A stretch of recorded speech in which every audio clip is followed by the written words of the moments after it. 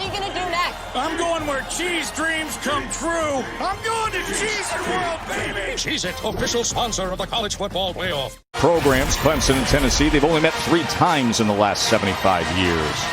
Katie's with Dabo Sweeney. Thanks, Tess. Coach Sweeney, your true freshman is getting his first collegiate start. What advice did you give to Cade Klubnik? Just be him. Trust his preparation. He's had great preparation. It's just football. Don't make it any bigger than that. Just continue to be who he is. You know, he's had great practice all year. He's come a long way. This is game 14, and he's coming off obviously a great game. So just play within the system. Don't try to do too much. Tennessee wants to go at hyper speed. What's the key defensively? Well, we got to communicate, and we got to have that mindset as well. Get lined up, make sure we're all on the same page, and then we've got to tackle in space. You know, this formation, they create a lot of space. Thanks for the time. Okay, thank you. Dabo about to coach in his 200th game in his years at Clemson. So again, Clemson won the toss. They elected to defer. That means Dylan Sampson, who's a dynamic, speedy, true freshman running back and return man for the Vols, is set to return if he gets the chance from B.T. Potter. An excellent Clemson specialist.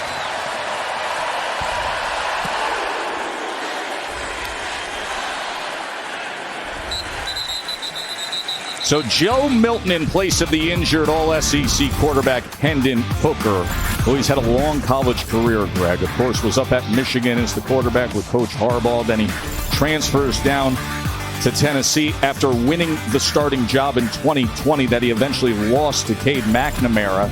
Comes down to Tennessee, and he actually wins the starting job before Hendon Hooker took over after a couple games. And he is remarkably gifted thrower of the football. I mean, you just watch the ball come off his hand. It's ridiculous. His arm is as strong as any I've ever seen at the college level, and sometimes that works against him. Milton to open up this Orange Bowl with a pass that's deflected up at the line of scrimmage. It appeared that Barrett Carter was in the midst, right in front of Milton's face.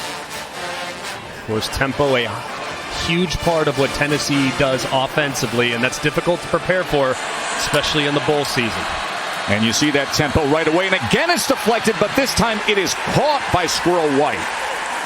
So first 2 pass attempts by Milton. You got a hand deflecting the ball. It's Trotter that got the deflection. He's been playing great football down the stretch. They're down in 6.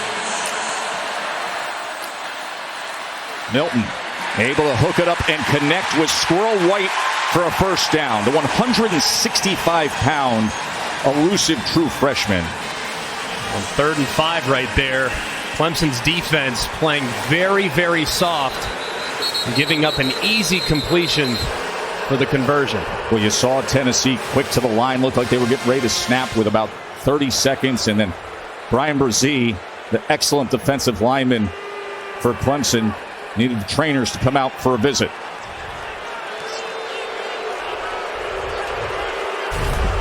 Look at the cushion to the right-hand side. It's 3rd and 5. They bring internal on the rotation, trying to rob the middle of the field. You have an easy little hook route. You throw for a nice completion and an easy conversion. But at some point, look, we all know that Tennessee is not afraid to take the top off the defense. You know Clemson's trying to keep the ball in front of them. You can't play that soft with that down and distance, or Tennessee will convert every single time.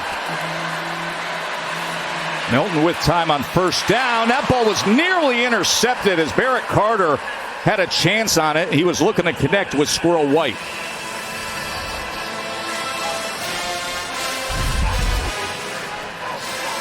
One that definitely should have been caught here. Ball's right on the money. It has definitely come with some velocity. Quickly to the outside, but not much there for White as Makuba was quick to get on top of him. Last time with this down and distance, Clemson dropped that internal dropper from the safety spot and played very soft. Let's see if they get up and challenge those receivers a little bit more. It looks like that's exactly what they're going to do. Pressing on the top of the screen here on 3rd and 6. Milton. He is taken down. Rook Orororo with the sack of Joe Milton on 3rd down. The flag is down on the near side at the 40-yard line. And you're going to see Rook Orororo right there working against Carvin. Clemson has been charged with a sideline warning. Just a great job there by Aroraro. Working upfield, getting on the same level as the quarterback, and then collapsing and disengaging from Carvin. 4th sack of the year for Aroraro.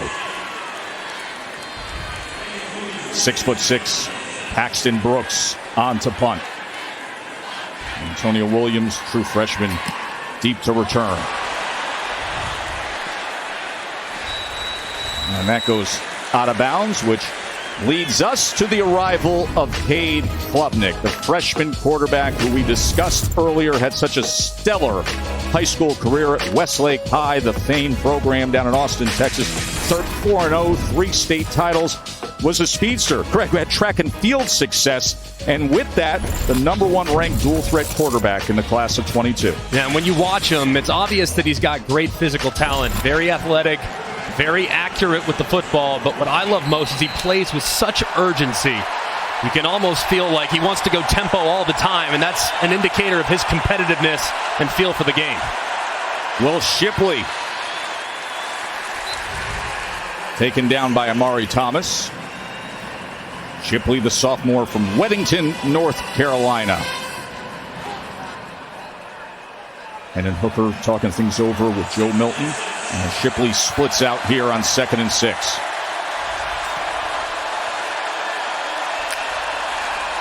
Klubnik, first start, first pass, and he is torn down. That was Aaron Beasley coming in hot.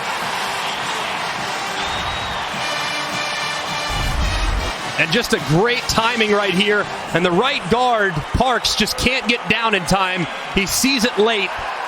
Just a great finish there by Beasley as he timed it up beautifully.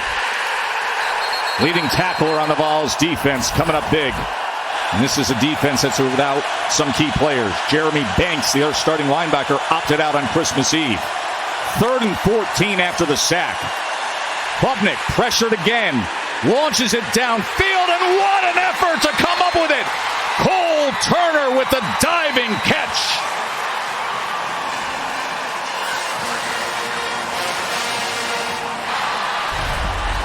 What an unbelievable catch by Cole Turner up the sideline. They didn't want to burn his red shirt, but he was just too good to keep off the field. He high points it beautifully against cover 2 and reels it in. 33-yard reception for a first down. And as Shipley goes ahead for 2 yards, and we look at our Chick-fil-A impact players. Very clear who the impact players are going to be for Clemson's offense. It's Will Shipley at running back, just outstanding. And now Antonio Williams, the freshman, he's got so much juice. And then defensively, Beasley, we've already heard from him. He's got to play big with Jeremy Banks not being available. And then Byron Young, the edge rusher, is going to be putting pressure on the freshman all night long. Klubnik, play action, gets it quickly to the outside to Ngata. Ngata, who has struggled with injuries in his career, has always been thought of as having huge upside, comes up with a 14-yard reception and another first down for the Tigers. Really nice anticipation right there from Cade Klubnik. Threw it before the receiver got out of his break, and it was an easy completion.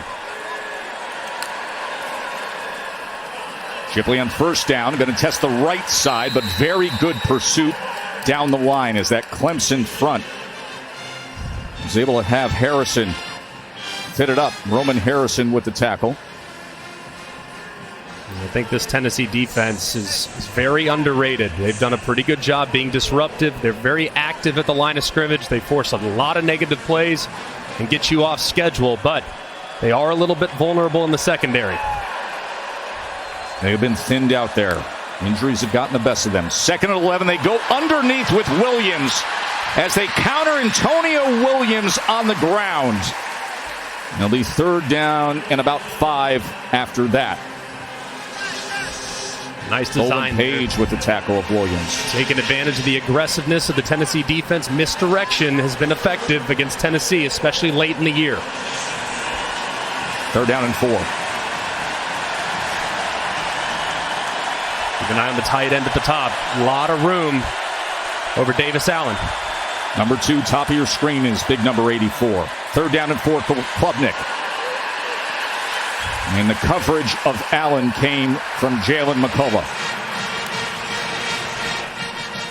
I like the decision from Cade Klubnik. You give your big 6'6" tight end a chance to work in one-on-one, trying to hit the fade, trying to throw it high where he can go up and get it and make a play on it. The ball is just a little bit too high. If Davis Allen had a 71-inch vertical, he might have reeled it in, but they're in the mid-30s. Probably not going to happen. Veteran kicker B.T. Potter. He comes into this Orange Bowl with 71 career field goals. The Clemson record is 72. This will be a 44-yard attempt. And it is a fake with Sweeney. He runs option on the fake. And Tennessee stops him. Drew Sweeney, the holder, Dabo's son, who had scored on a fake PAT on a 2-point conversion off a hold, comes up short on the fake here. So they roll the dice early. Drew Sweeney kept it himself, was wrapped up on 4th down as you're watching the Capital One Orange Bowl. T-minus 3 seconds for liftoff. Belay that, command center, standing by for touchdown! We haven't even lifted off yet, so. Here come the Irish! Everyone's watching the game with AT&T 5G. This is all too much. It's college football. It's never too much. We got an early mayhem moment brought to you by Allstate, Greg. Yeah, this is speed option with the kicker. All right, not ideal. Who your pitch man to would love to have a running back in there, but you have to attack the outside shoulder of the end man on the line of scrimmage. Sweeney attacks the inside shoulder, and if you really look at what's outside, B.T. Potter might hit his head on the goalpost if he pitches. No, look at the reaction on the Tennessee sideline. He's all fired up. It's a great play, but man, that was a missed opportunity from Clemson. So Tennessee back out there as they go inside, and shaking free is McCoy. Brew McCoy, as you hear the Tennessee faithful raining down the Brew chant from here in Miami. He needs to be big for 11 yards. He needs to be big tonight in the absence of Jalen Hyatt and Cedric Tillman. And McCoy is the most accomplished wide receiver coming back that plays the outside. Squirrel White is terrific in the slot, but Brew's got to be big on the perimeter.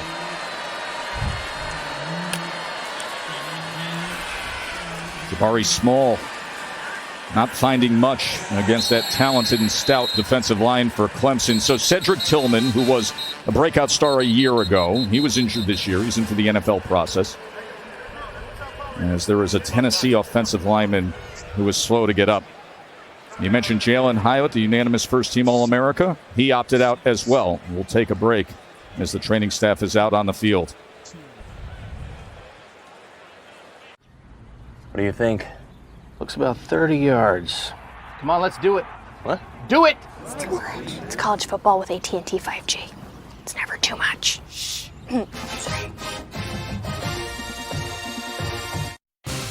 The Capital One Orange Bowl is brought to you by Capital One. What's in your wallet?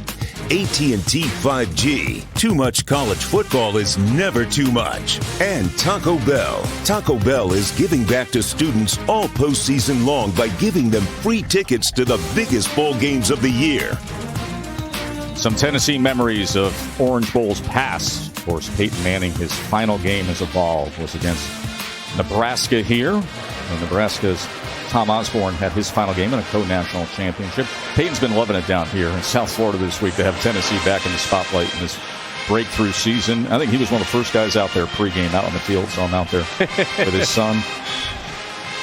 He was out there before the players, man. It was Gerard Mincey, the left tackle, Greg, who was slow to get up after that last play. So Jeremiah Crawford comes in to replace him. He has split time at left tackle this year. 2nd and 6, Milton. As he quickly gets it to the outside, and it's complete again to Brew McCoy, the transfer from USC. Nice route there and good timing. Just barely getting it off before Brian Brzee delivered a hit. First down pass for Milton as he tries to keep it alive and struggles to get back to the line of scrimmage as a flag is down right in the middle of that offensive line.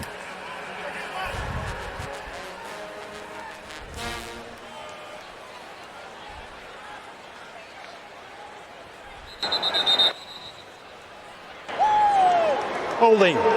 Offense, number 75. 10-yard penalty.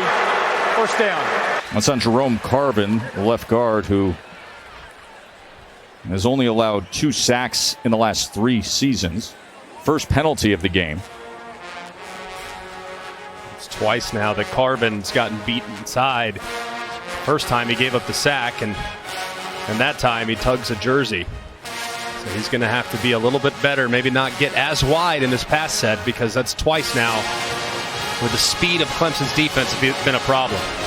Javontes Spraggins, the starting right guard, is walking off the field now for Coach Heupel's offense. Now consecutive plays. Mincy 2 plays ago and Spraggins. So 40% of your offensive line having to be replaced in consecutive downs. Ollie Lanes comes in, number 78.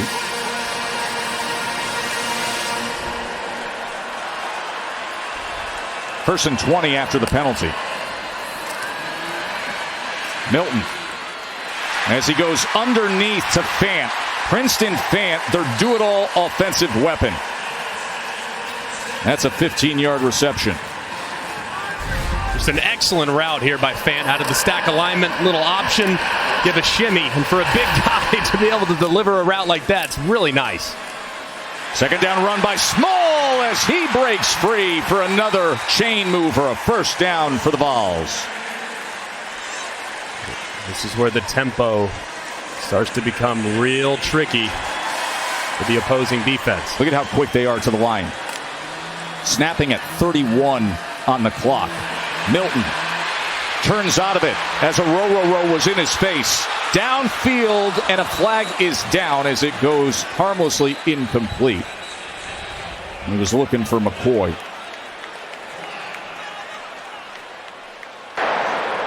Holding. Defense, number 5. 10-yard penalty from the previous spot. Automatic first down. That's KJ Henry, the outstanding defensive end.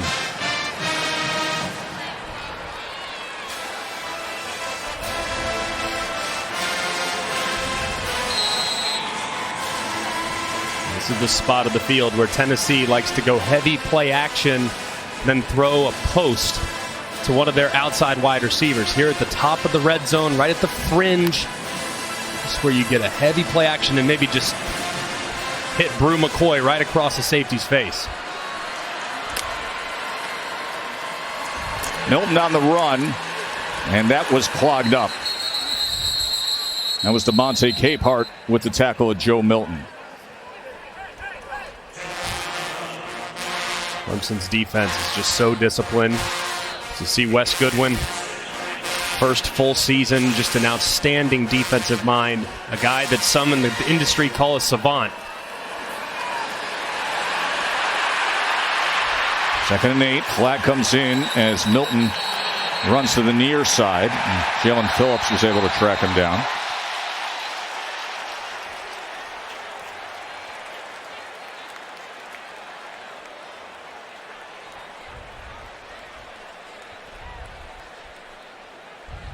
Josh Heupel, who is back to the play calling duties as Alex Golish, who was the offensive coordinator, left to become the USF head coach.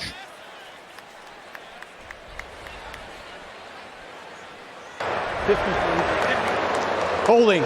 Offense, number 53. 10-yard penalty from the spot of the foul. After the play, unsportsmanlike conduct. Defense, number 33. Half the distance to the goal, automatic first down. So Crawford the holding, but Aroro the costly penalty. That'll make it a first down, Tennessee.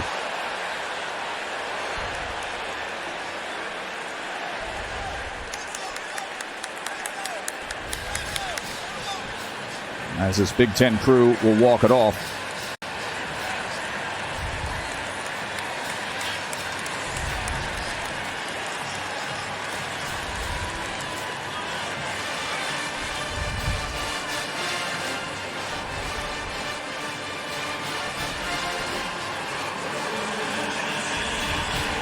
Jake Klubnik, the true freshman quarterback for Clemson, waiting his turn. Had 3 completions to open up the game before the failed fake field goal on 4th down. And now play number 8 on this drive for Tennessee.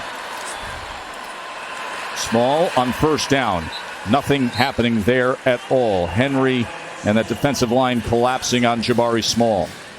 It does look like Gerald Mincey, the starting left tackle, is back in the game. So good news. And also Spraggins, who was out a couple plays earlier, he's back at right guard.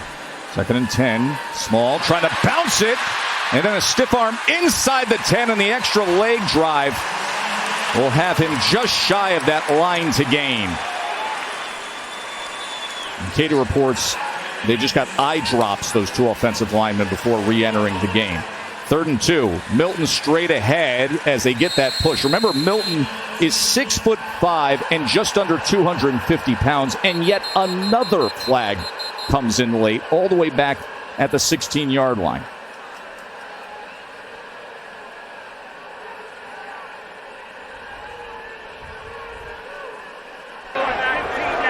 After the play, unsportsmanlike conduct charged to the Tennessee head coach, his first of the game, 15-yard penalty. It'll be 1st and goal. Josh Heupel tagged with the unsportsmanlike.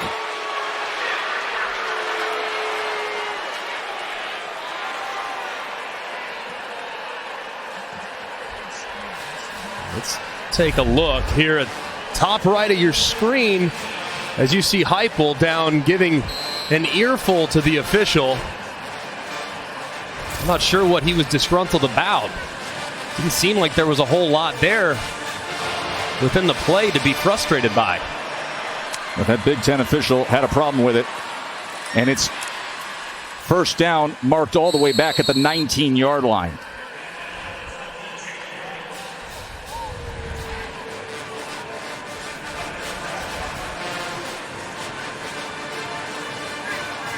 Very critical penalty, obviously, as your offense has lost a lot of very important yards down here inside the red zone.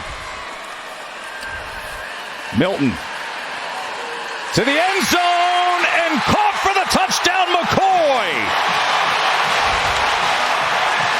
Milton to Brew McCoy as he went over the true freshman corner, Jaden Lucas.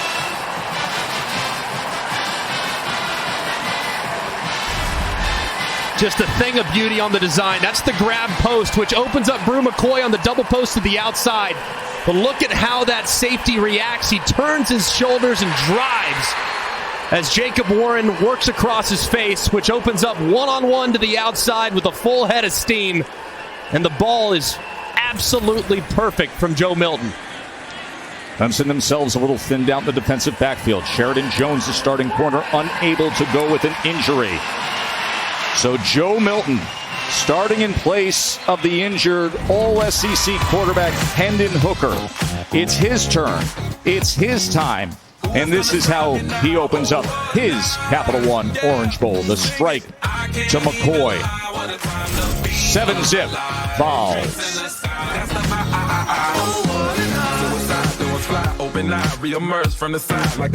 T-minus 3 seconds for liftoff. Belay that, command center standing by for touchdown! We haven't even lifted off yet, so. Here come the Irish! Everyone's watching the game with AT&T 5G. This is all too much. It's college football. It's never too much. Great scene at Hard Rock Stadium where aerial coverage is provided by Goodyear, celebrating the challenge of road games everywhere. Are you ready for the road? Goodyear, more driven. Spectacular day here in South Florida in the mid-80s, still in the mid-70s right now here for this primetime showdown between number 6 and number 7. Tennessee's Joe Milton moments ago with a 16-yard strike to Brew McCoy. 7-zip lead for Tennessee.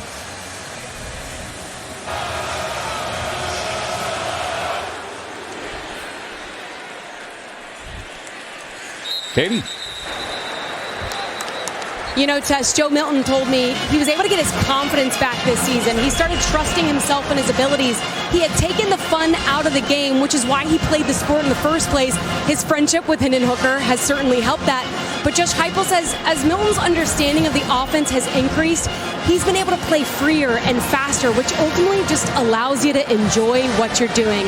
And he's certainly enjoying himself thus far tonight. Had to enjoy that last drive. Look at those numbers on the last drive, Greg. The touchdown pass was just a thing of beauty. Klubnik spins away from Shipley and comes back the other way to Davis Allen. Well-executed play by Cade Klubnik and Clemson.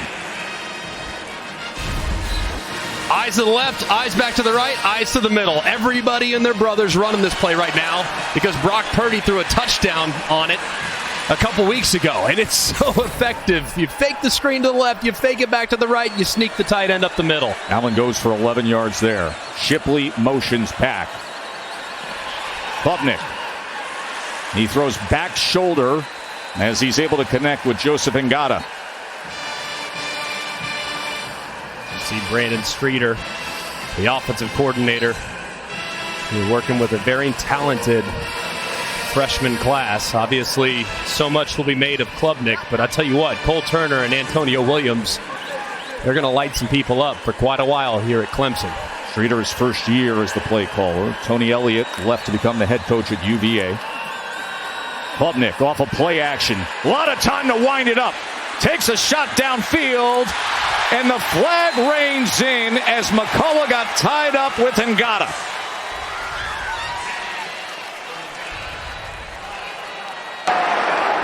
Pass interference, defense, number 2, 15-yard penalty from the previous spot, automatic first down. And this ball was in the air for a very long time, but you see that left arm of McCullough clearly kind of drag Ngata down. Pretty well thrown football, just giving your guy a chance. Tough on the defense there, that's for sure, but a great call by the official.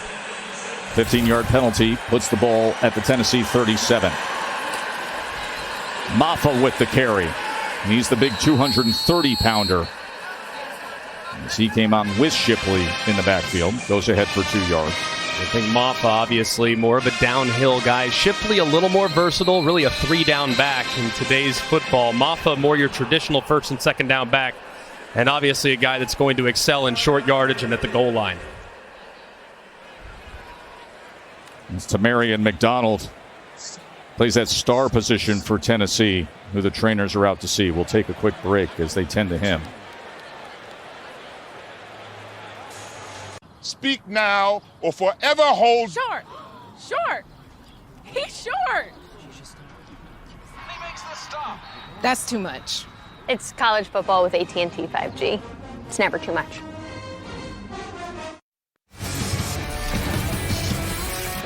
When you watch Cade Klubnik, it jumped out to me in the ACC championship game. I noticed, I was like, is he not finding the laces? And that's exactly what he does. You talk to Brandon Streeter. He said he is very comfortable throwing the ball without the laces. Most quarterbacks, they get plenty of time. In quick game, yes, you have to throw the ball without the laces from time to time. But when you have time, most quarterbacks want to catch and find the laces. But he was trained by one of the best high school coaches in America in Todd Dodge. And Cade Klubnik doesn't ever find him, just throws it how he catches it. And that creates a lot of consistency when he delivers the football. 2nd and 8, and now he's going to run it. And he is wrapped up and taken down by Tyler Barron. So he was coached by Todd Dodge at Westlake, Austin Westlake Power Program. But prior to that, I believe Todd Dodge was somewhere else. Todd Dodge at Westlake, of course. And he was your high school coach prior to that, Southlake Carroll. But Westlake, of course, the great history. Of course, yes. Southlake beat Westlake, I might add, in the 2007 state championship. So all you guys in Austin that are losing your mind right now, just remember, the Dragons reign supreme. Texas high school football, it never ends. 3rd down and 9. Klubnik rolling right, looking for an option, running out of him, and then just shoved down by Byron Young. And another flag comes in. We've had too many of them here in this first quarter.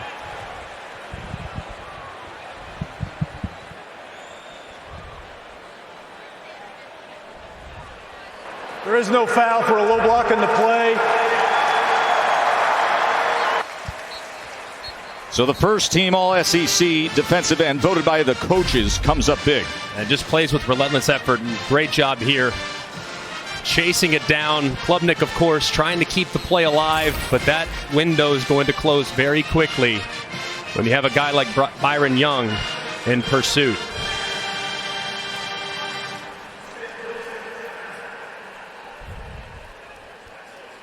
Clemson is going to use a timeout here after they were stopped on third down. Of course, tomorrow is the college football playoff semifinals on ESPN.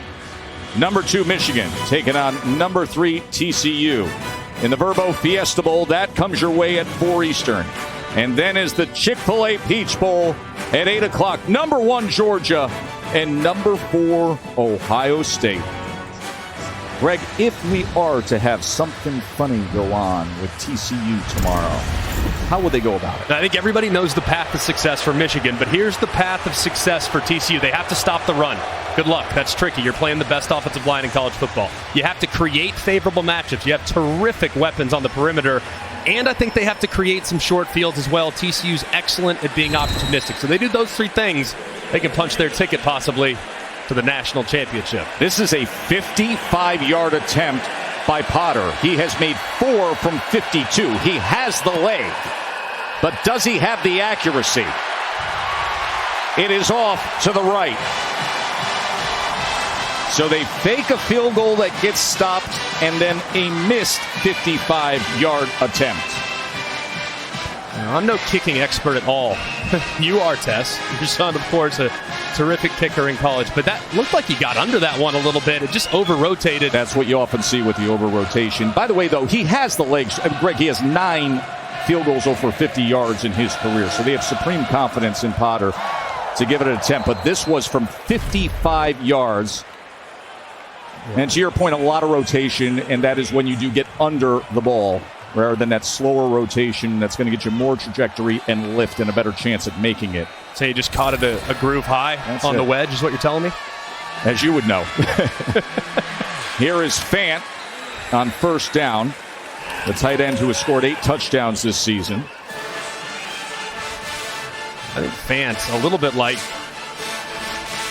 Jabari Small, a very underappreciated part of this offense. Very physical in the run game, willing blocker, but also effective in space. Jalen right now as he tries to get to the outside around Woodaz. Good pursuit by Clemson. Only 2 yards there. It'll be a 3rd down and 4 as R.J. Nickens was able to chase down right. And these 3rd and mediums so far from Clemson, they've really played some soft zone, and let's see if they maybe try to heat up Milton. They go with right, and he goes nowhere. Wade Woodaz, just his 2nd career start with the tackle. And they've been going with mostly zone coverage here early on. This time you see the guy running with the motion guy. That tells you man coverage. So they made a slight adjustment right there and brought a little weak side pressure. And they were able to drop the back in the backfield. Just an excellent call there by Wes Goodwin. Paxton Brooks, starting punter for his 4th straight season for the Vols. As he launches away, Williams back on return, calls for the fair catch just around the 20-yard line.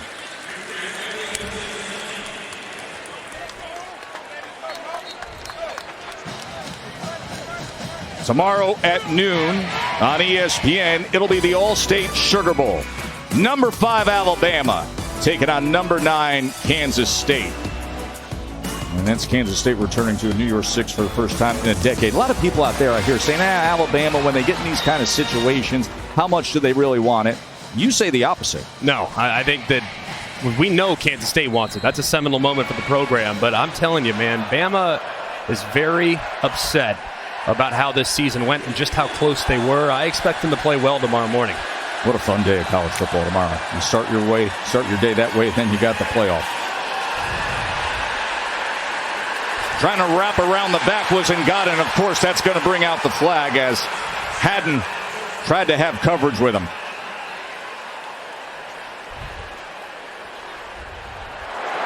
Pass interference, defense, number 5, 15-yard penalty from the previous spot, automatic first down. It's now 5 penalties for 55 yards on Tennessee. Unbelievable release there by Ngata. Just right around, little swim right around Haddon, and underthrown deep ball is going to draw the flag most of the time.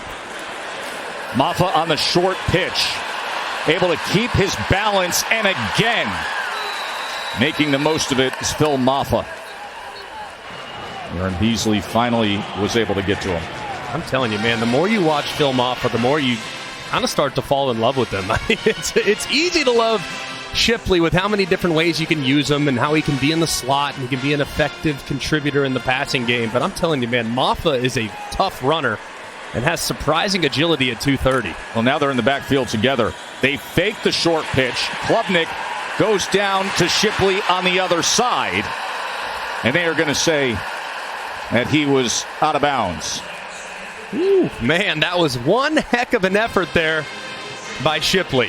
We just referenced him being able to contribute in the passing game. That right there, back shoulder, downfield on the wheel route, almost drags the toe. It looked like that right foot was on the line. This Big Ten officiating crew all over it. Great communication there by the back judge and the side judge. And they determined it was incomplete. But really, it's been good pressure so far put on Cade Klubnik from Tennessee. They keep getting unblocked defenders in the backfield time and time again. 3rd down and 3. Klubnik goes inside and gets it complete to Antonio Williams just beyond midfield. The true freshman who leads the team in catches. He's electric now. I mean, he's got a lot. When I watch him, it's a lot of Amari Rodgers. Just great catch and run. He's probably never going to really live outside, but you put him in stacks and bunches and you motion him around. I mean, he is a really fun piece that you can use in a whole bunch of ways there on offense. 1st down run, Maffa. So he gets it to the 44-yard line.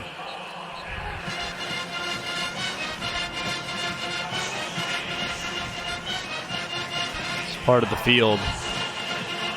I might like to take a shot. And if I'm Brandon Streeter right here, as the clock is about to wind down. Exciting first quarter here at the Capital One Orange Bowl. The veteran quarterback against the true freshman quarterback. Clemson rolled the dice early. Coach's son couldn't come up with it on speed option fake field goal. Then Joe Milton said, let me show you the arm strength of Brew McCoy. And that has Tennessee up 7-0 at the end of 1 here in South Florida. Speak now or forever hold. Short. He's short. He makes the stop. That's too much. It's college football with AT&T 5G. It's never too much. Glad you're with us watching the Capital One Orange Bowl. Joe Tessitore, Greg McElroy, and Katie George on a warm evening here in South Florida. Clemson has 3 drives, 3 times in Tennessee territory, and so far no points to show for it. Start of the second quarter. This will be a shot play for me. I mean, 2nd and medium, you're on schedule, heavy play action and work a one-on-one. I'd love to see a go ball right here. Instead, Klubnik keeps it, makes a man miss. And look at the quick feet of Cade Klubnik. A really nice read here. You watch the left end, Byron Young. He stays wide. Klubnik's watching him, and he takes it up inside. That's an excellent read, and of course, making the first defender miss. Remember, he's a good athlete. Ran the anchor leg of the 4x400. He's got some agility, too. So a 12-yard run by Klubnik. And now he floats it up with a man in his face, and it falls incomplete. Man, what a big hit by Wesley Walker. Just coming off the left-hand side, blitzing from depth. And Jordan McFadden, the left tackle, just can't get out fast enough. And he delivers a shot. Trayvon Flowers is out, starting safety for Tennessee. He was out last game too, but Walker has stepped in.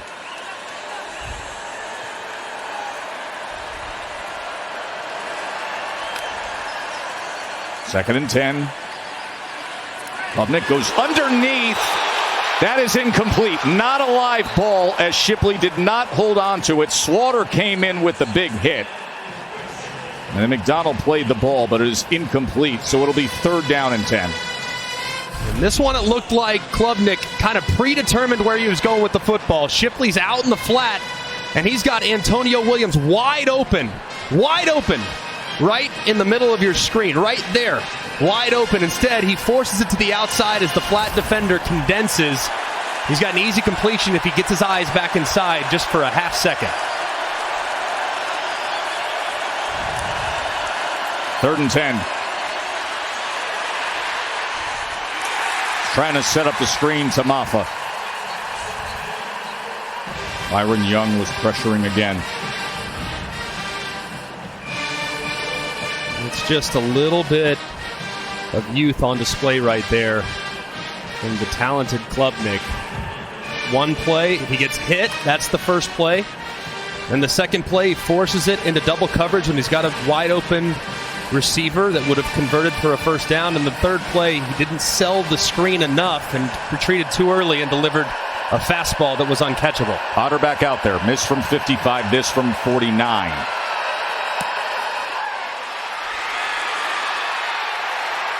And again, it stays to the right. Failed on a fake field goal, 2 missed field goals, and still a goose egg on the board for the ACC champions.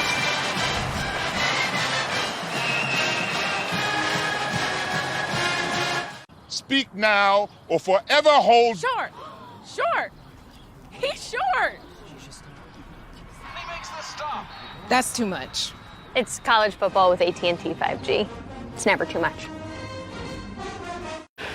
Well, as you know, Taco Bell bringing us the Live Más students section and its students to the Capital One Orange Bowl. Tonight, they're picking up the tab for the students from each school so that the passionate fans could come cheer on the team. And tonight's game, Greg, it features the winners of the 2022 Live Más Student Section of the Year, Tennessee's Rocky Top Rowdies. Deserving. Anytime you throw a piece of goalpost into a river, that's usually a prerequisite for winning some postseason awards. Oh, man. Back on October 15th, the thriller against Bama, goalpost went for a tour of Knoxville. After the missed field goal, Joe Milton looking for the quick strike. Instead, he's got a whole lot of traffic, and he's got Brazee crashing down on him. Brian Brazee with the sack, his 9th of his career. And this is Brazee working again against Carvin, the left guard. That's the 3rd time now that Carvin's been pushed to the outside and then beat inside. Protect inside out. 2nd and 18. It's Jalen Wright. Can't find anything. It's going to be 3rd and long. Brian Brazee, young man who's faced incredible grief this year. The loss of his sister Ella, her battle with cancer. And then Brian himself hospitalized mid-season. He's finally healthy and showing you what he can do at his best. 3rd down and 16. This time Milton with time. That big rocket launcher of an arm. And it's incomplete as he was trying to get it to Ramel Keaton. But Toriano Pride Jr., the true freshman, was staying with him. Man, I told you, man, this kid could send it. But Toriano Pride, great job getting that left arm up, timing it perfectly, getting your eyes back inside. Keaton did a pretty good job of timing his jump. But that is extremely well defended by the freshman. 2nd straight 3 and out for Tennessee. Paxton Brooks to punt away. Chance for a return for Antonio Williams. Brooks back rotation, slight knuckler, which forces the fair catch at around the 34. What's going on, Katie? Well, Tess, Cade Klubnik's going on. He is super poised and always calm on the sidelines. In between series, he sat down and Dabo Sweeney came over and had a conversation with him. He said, you need to be patient with your eyes. You got to find him and deliver the ball. As he had that conversation, just nodded, locked in. Yeah, it's just a great job by Dabo Swinney. He sensed, I think we all kind of did, that 3-play sequence where Klubnik just showed a little bit of youth, not much. He get hit by a blitzing safety, I would show some youth too, but you just got to settle him down. And Dabo Swinney in his 200th game, he's been here before. He knows how to do it, that's for sure. 34-yard line is their best starting field position. Klubnik, he is taken down again by Aaron Beasley.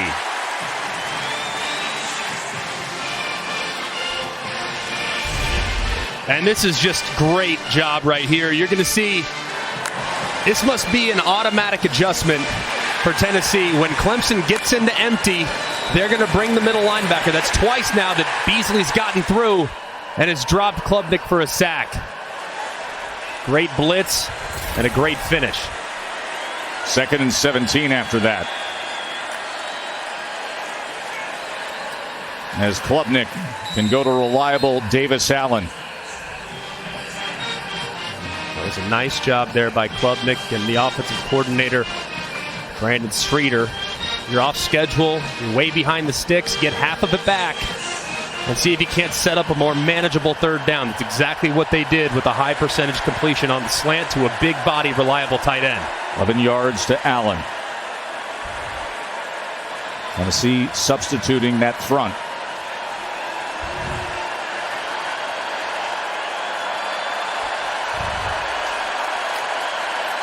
Third and 6. Klubnik taking a shot downfield on 3rd and 6 and gets the flag to come in as Cole Turner was wrapped up with Deshaun Rucker. Number 55 penalty yards against Tennessee in that first quarter. And Clemson's going to have a first down after this one. Pass interference. Defense, number 28. 15-yard penalty. Automatic first down.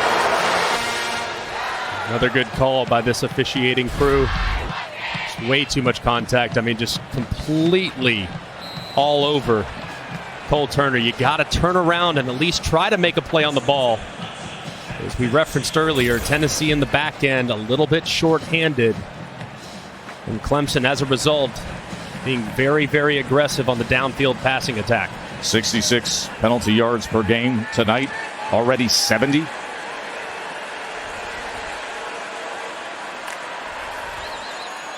Klubnik goes back against the grain to Williams. Blockers in front for Antonio Williams. And Williams makes the most of it on a well-designed play for Clemson as he goes for 25 yards.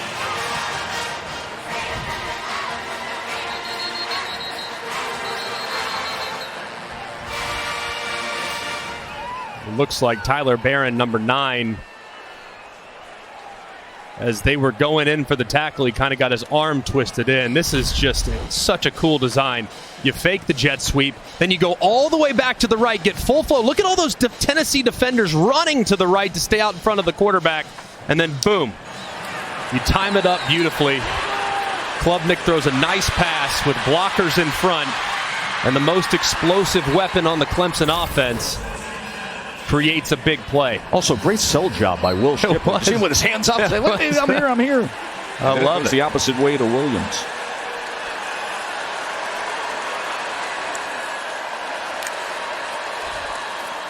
And now they go with a pass from Allen, the tight end, throwing it to the end zone, but incomplete as they were attempting to go tight end to tight end. Allen looking for Brenningstool. You see Allen just tapping the helmets. It's my bad, bro. It's really well designed. It's perfect. You got the lefty rolling to his throwing arm. But Davis Allen, that one's going to haunt him. As someone that's missed plenty of throws into the end zone to wide open wide receivers, he's going to remember that one for a while, and the coaches will probably give him a little bit of a hard time in the film room tomorrow. Second down, going nowhere, and it's Beasley again. Aaron Beasley is having a sensational first half. I mean, so far, he might be the best player on the field. I mean, he is just all over the place. Showing great instincts, going straight after Klubnik on the mesh.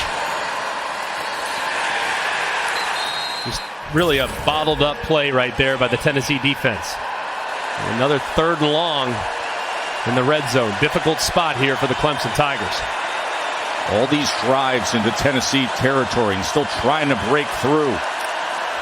3rd and 13, pressure off the edge. Shipley picks it up, lofted downfield and incomplete on 3rd down. Bryson Eason on the other side was able to get that hit on Klubnik. Yeah, Eason, another big blow on the interior of that Clemson offensive line. Putnam, the senior, matched up against the defensive tackle, and they got to do a better job. There's way too much leaking in the protection right now from the Clemson offensive line. 4th drive that Clemson lines up for a field goal. The missed fake, the missed 55-yarder, the missed 49-yarder, and now this from 42. And that is no good. B.T. Potter, the veteran, who is the first player in ACC history to score 100 points in 4 different seasons, cannot connect again. And it's still 7-zip. And Dabo thought it was good and found out it wasn't. You're watching the Capital One Orange Bowl.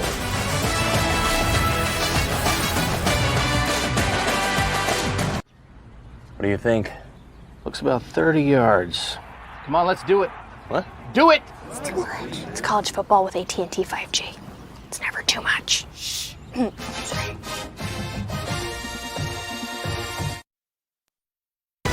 The Capital One Orange Bowl is brought to you by Capital One. What's in your wallet? And Instacart. The world is your cart. Instacart. Some Orange Bowl memories for Clemson. Of course, you saw Coach Danny Ford's team back in '81 finishing #1 with that win against Nebraska. But tonight it's a different story with missed opportunities, and Dabo's having a talk with everybody on that offensive side, especially. Tennessee defense, Greg, 5 TFLs, 3 sacks in this first half against Clemson's offense. And countless other examples in which Klubnik's having to throw off his back foot or he's getting hit as he's thrown. We got to do a better job up front. Milton, quick strike, soft coverage on the outside against McCoy, who lowers the shoulder and gives a little something for a first down against Makuba. How about it? And Drew McCoy, 220 pounds, just delivering the boom. Nicely done. I'd also say kind of a poor job of tackling there by Makuba as well. Milton comes to the other side and goes to Keaton, and Keaton is wrapped up immediately that time by Pride. Well, let me tell you something about McCoy when I see a play like that, and then we've been dealing with opt-outs in the last week. And certain players that don't want to play in a game of this magnitude.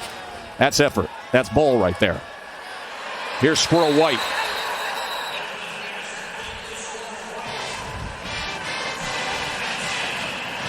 Like this offensive series so far from Tennessee. Just quick throws, getting the ball out of Joe Milton's hands quickly and forcing Clemson's defense to try to cover the whole field from a width standpoint. 4-yard reception, first down now. Milton taking a shot downfield. He's got a man open, and it's into the arms of Squirrel White down at the 2-yard line. Oh, the squirrel got loose, and it's 1st and goal balls. Tennessee might go quick so they don't take a look at it. But what a throw and what a catch.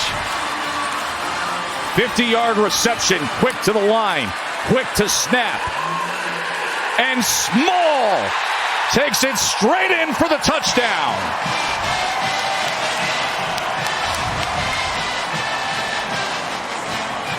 Milton to Squirrel White, and then Jamari Small comes up big. And let's go back and look at that dynamic effort by Squirrel White. Did he call it in fully?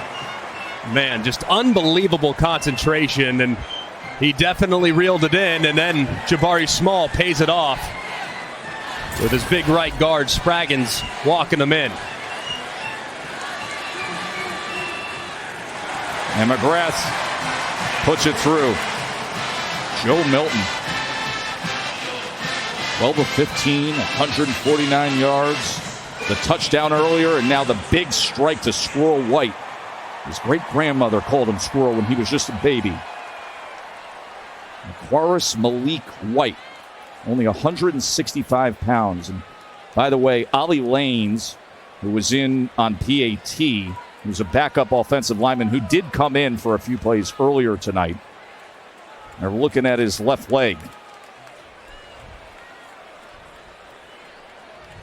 You mentioned it earlier, Joe Milton, and his ability to just flick the wrist, and all of a sudden the ball was spun downfield. Yeah, it was a thing of beauty, and it was really an incredible adjustment because the ball was thrown inside, and Squirrel White tracked it all the way to the middle and gave great effort laying out and reeling it in. And he has no bigger fan as Joe Milton than his roommate and the SEC Offensive Player of the Year, Hendon Hooker. Katie. Thanks, Tess. Hendon, it's great to be with you. What do you like about what you're seeing from your best friend Joe and that connection to Squirrel? I'm loving it. I'm loving it. He's out there having fun, slinging it, doing what he does best.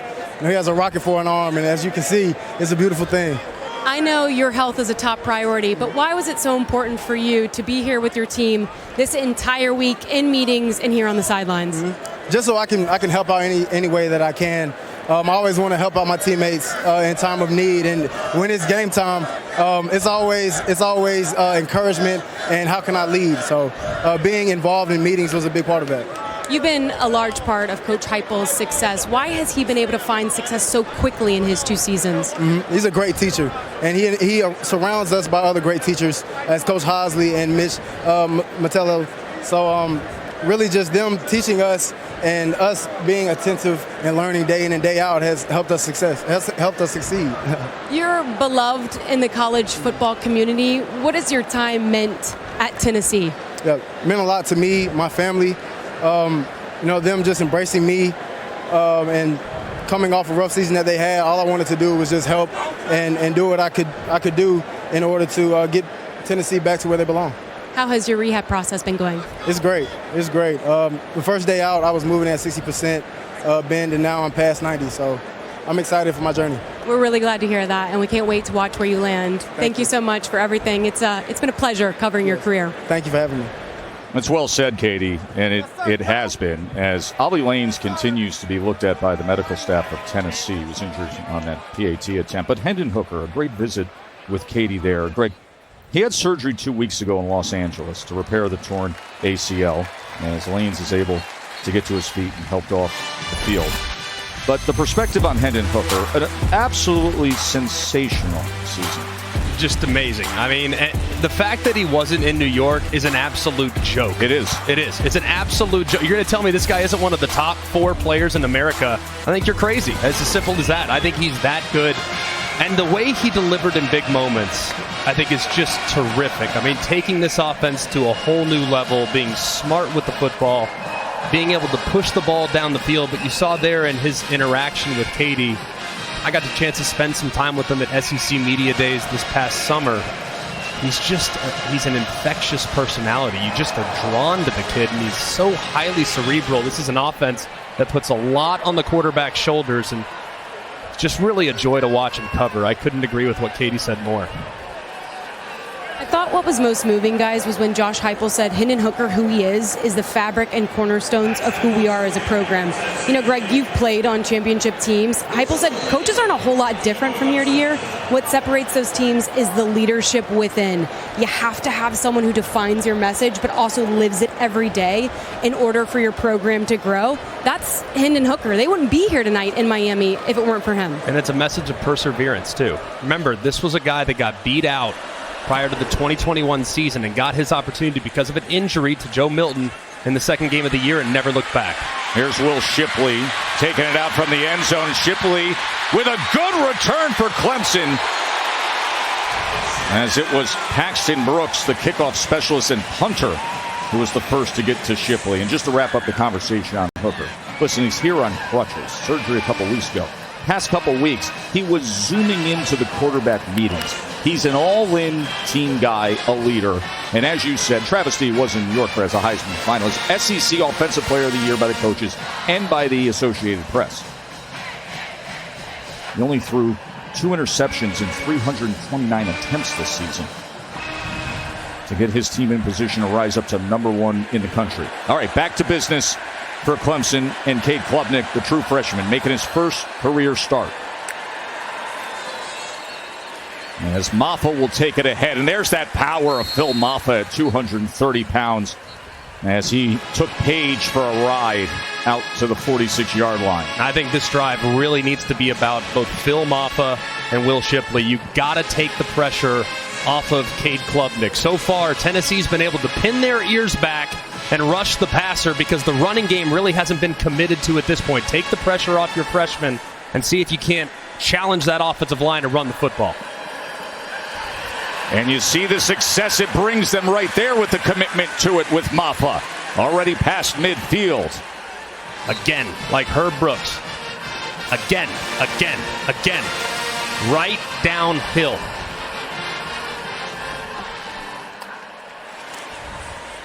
And now they pass off of it. It's tipped and nearly caught by Williams. He stayed with it and nearly came up with a reception. Just an RPO this time. They have a run play called inside.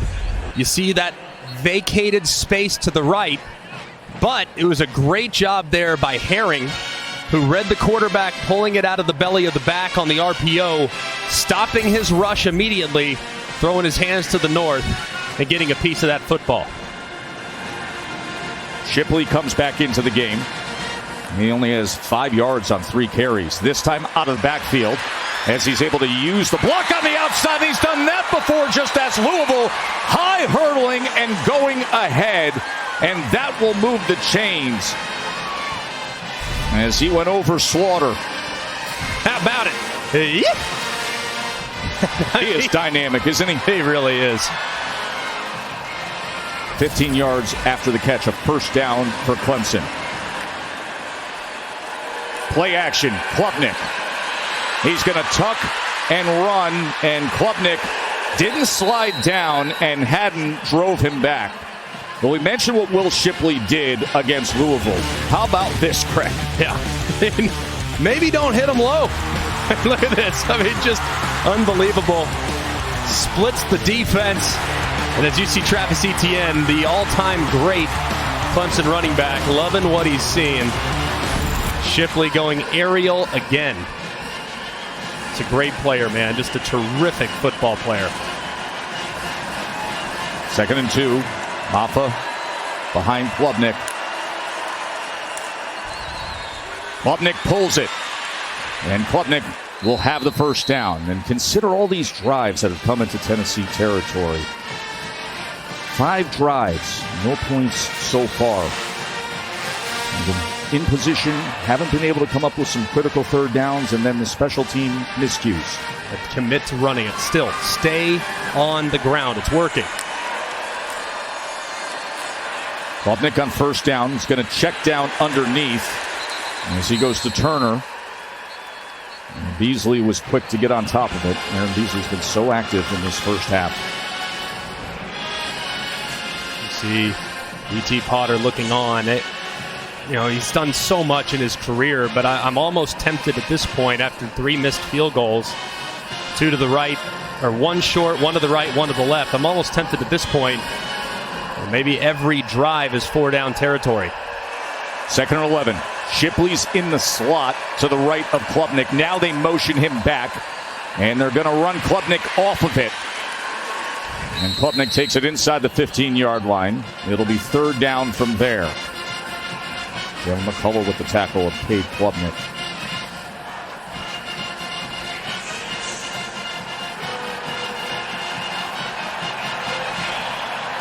They're down and 5. And remember, they are in that part of this stadium as you see his parents, Kim and Todd, looking on. Cade Klubnik, the true freshman starter, that is surrounded by Tennessee fans as well as the band. They're going right into the pride of the Southland in this direction for 3rd and 5.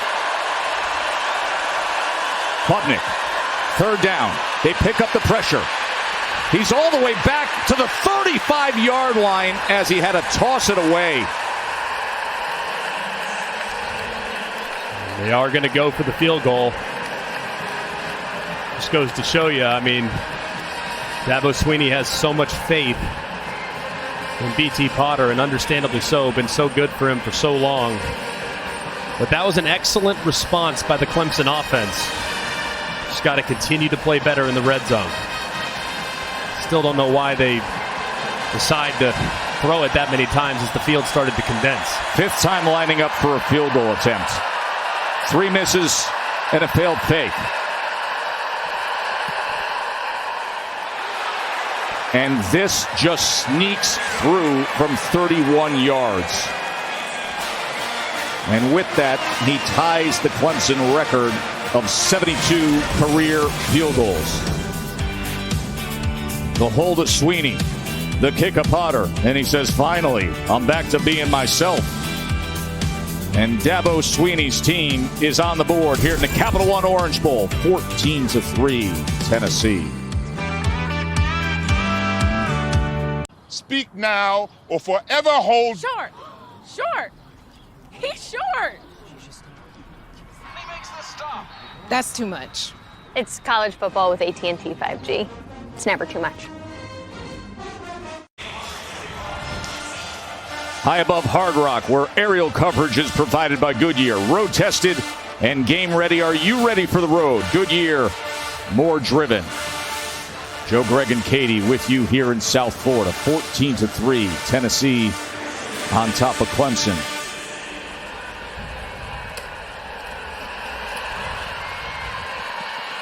There's Williams on the return.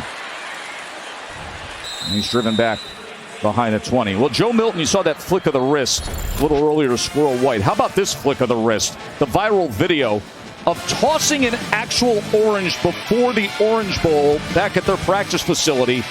The distance of the field and beyond, Greg, as it splatters against the back wall. It's ridiculous. I mean, I'm not kidding when I say this. The best arm I've ever seen is Jamarcus Russell. Milton doesn't take a back seat by much, if at all. And you see, I mean, just effortless. Moving, just flicks his wrist and it travels 60 yards. It's just unbelievable the velocity he can throw the football with. And now here's Small on the swing pass. Jabari Small, who's been the workhorse at times this year, especially against LSU. Went for 127 yards, a couple touchdowns, and that beat down of the Tigers. 4 yards there. Milton, plenty of time. Another flick of the wrist. Another toss way downfield. And incomplete. And the flag does come in as he was looking for Keaton.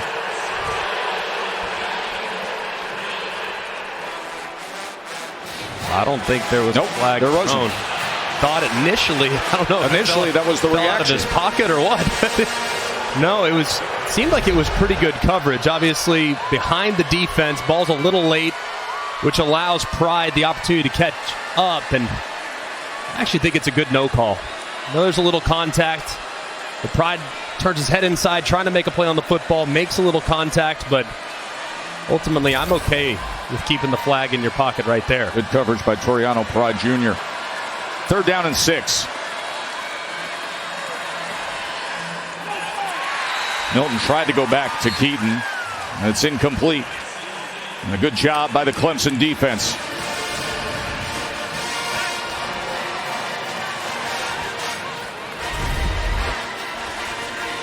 Good job there by the Clemson defense, but that one just off the mark. Keaton, if that ball's thrown up around the chest level, he would have run right through it and would have had the conversion. But either way, good stand from Clemson.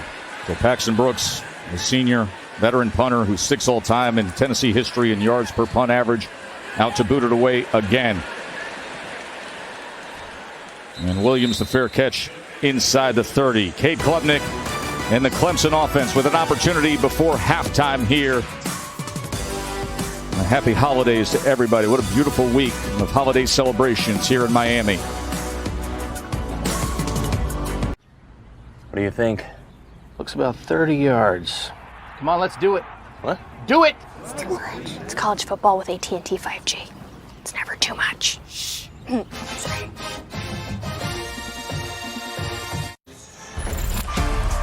Cade Klubnik in the ACC championship game.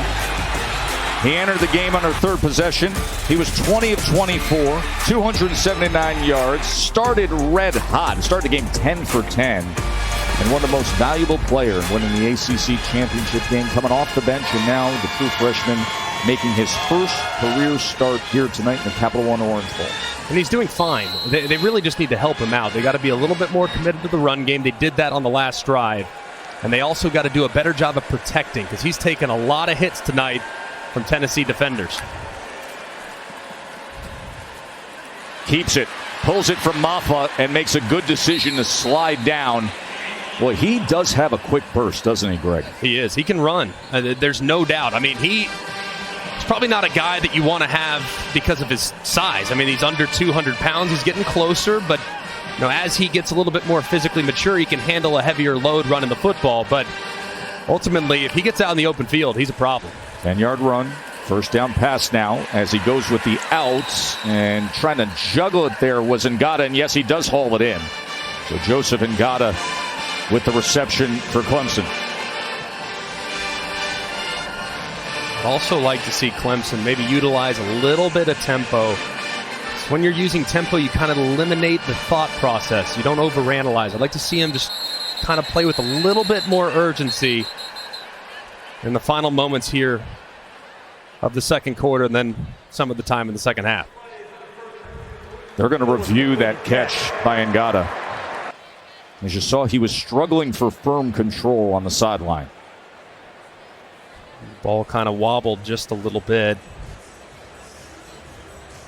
Of course, it was called a catch on the field, so there has to be indisputable video evidence beyond all doubt to overturn. Great job by the defender staying with it. Man, the ball's moving, but I still feel like he's definitely in play. I feel like he has it secured. Let's bring in our rules expert, Matt Austin. Matt? From what I see, I think he is still bobbling it as he goes out of bounds, but is it clear and obvious? It looks like it's still moving the whole way when that knee hits in the white. I would like to see this as an incomplete pass. Rolling on the field was a complete pass for 8 yards to Ngata. Matt Austin, longtime SEC referee, and our longtime rules expert, saying didn't feel like there was complete control as that knee hit. After review, it's an incomplete pass. Second down, 43-yard line. So they're going to wipe it away. That was just a great job there by Kamal Hatton, just staying with it. Looked like he was going to give up an easy completion to the outside, but he continued to fight and got that arm in there and continued to tug at the ball, which ultimately forced it to wiggle as Ngata was going out of bounds.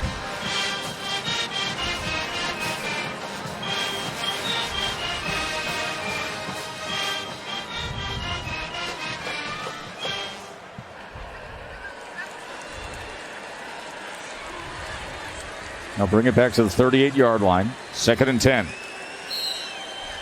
So Maffa remains in the game as the running back, flanking Klubnik.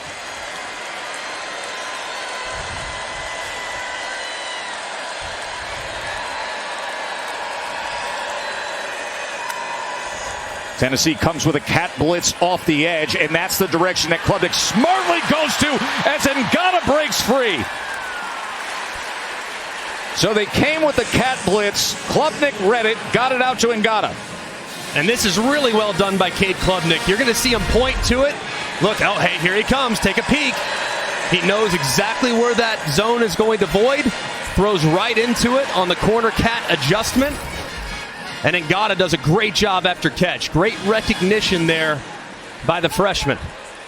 That's what you want to see with the evolution and development of a young quarterback. And he picked it up right away. And now past midfield, extending the play, and then shows you the arm talent to the end zone. Incomplete. He was trying to connect with Cole Turner. And Danico Slaughter was there with him. And this is just late right here from Cade Klubnik. You're going to see the out and up to the top, out, and then up. And right here, if he's even, the rule is he's leaving. That ball's got to be in the air right now. Because if you throw it just a half second late, that free safety is going to get up over the top, and the corner that's beat is going to recover just late on the double move that could have been a touchdown. 2nd and 10. Klubnik. Ball falls to the ground as it was right in front of Jalen McCullough, who thought perhaps he was going to have a pick. Well covered there by Beasley. His Brenningstool can't quite reel it in. I mean, Beasley's doing it all tonight. Isn't he? Blitzing, covering. Linebacker's having himself a day. Big down here for the Clemson offense. Tennessee has traveled well, and you hear it on critical 3rd downs. They're 2 of 7 on 3rd down as Clemson. 3rd and 10 with the Tennessee fans roaring. Klubnik steps up. Nearly was able to get it to Spector, but just lofted too much on it. And just another example in which just a little bit late from Klubnik. It's really good movement in the pocket. Feels that backside pressure. Moves up, steps up, throw it right now. You don't have to continue to move. If you just throw it right there as you're sitting and you're starting to see Spector come to the green grass to the left-hand side, that ball's got to come out. You see, I mean, it's just the processing, the physical ability with Cade Klubnik is off the charts. It's just the processing and getting through progressions is still very much a work in progress, like it should be as a true freshman. This is Aiden Swanson's first punt of the evening, and did they save it? Touchback.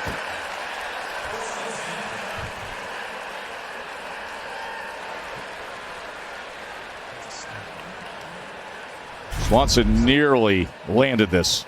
Very, very close. As you can see, that ball's in the end zone. It's great effort. Great effort there. Trying to save it, but if the ball crosses the plane, it's going to be a touchback. Different rules in the NFL, so great effort, but an unfortunate break there. Want to remind you that in just a couple minutes, we will have the Mercedes-Benz halftime report with Kevin Nagandi, Joey Galloway, Jesse Palmer. Of course, they will get you set for the college football playoff national semifinals, preview both games, and get you up to speed with what happened with Notre Dame. Outstanding game earlier today against South Carolina, and that thrilling comeback.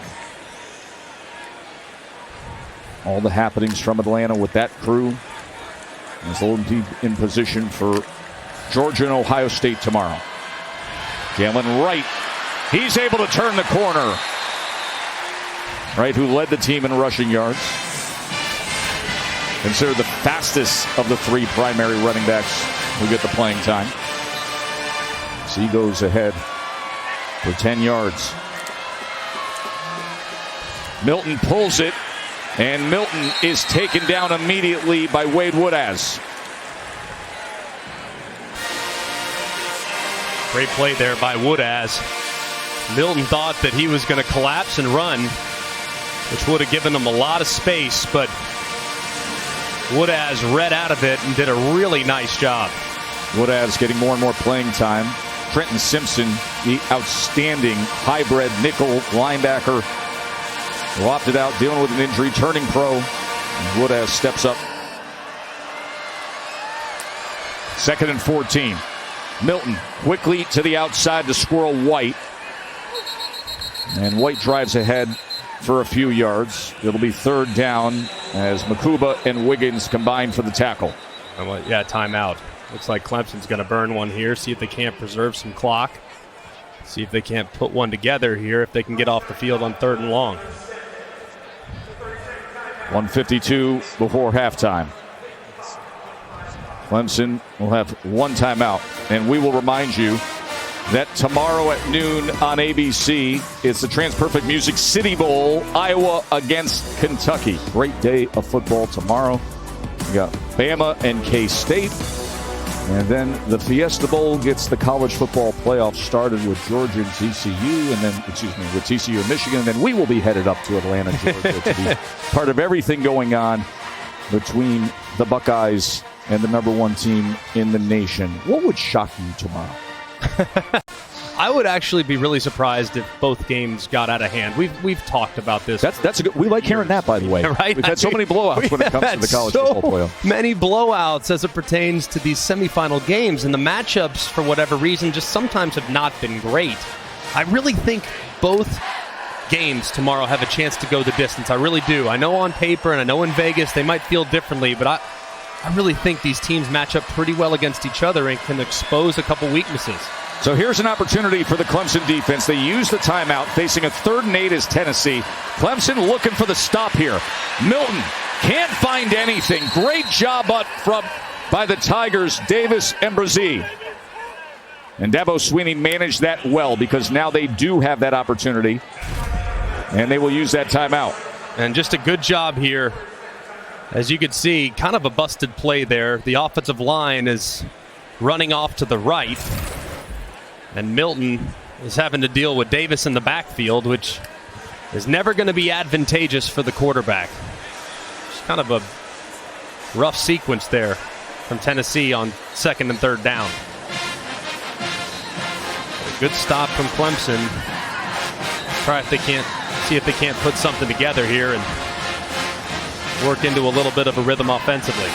Cade Klubnik will get his opportunity. 1:47 before halftime, as Tennessee will be punting away with Paxton Brooks, his 5th punt of the afternoon. See if Antonio Williams gets the opportunity for a return.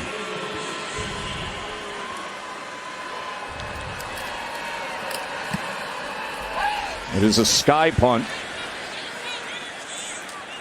A fair catch just inside the 30-yard line.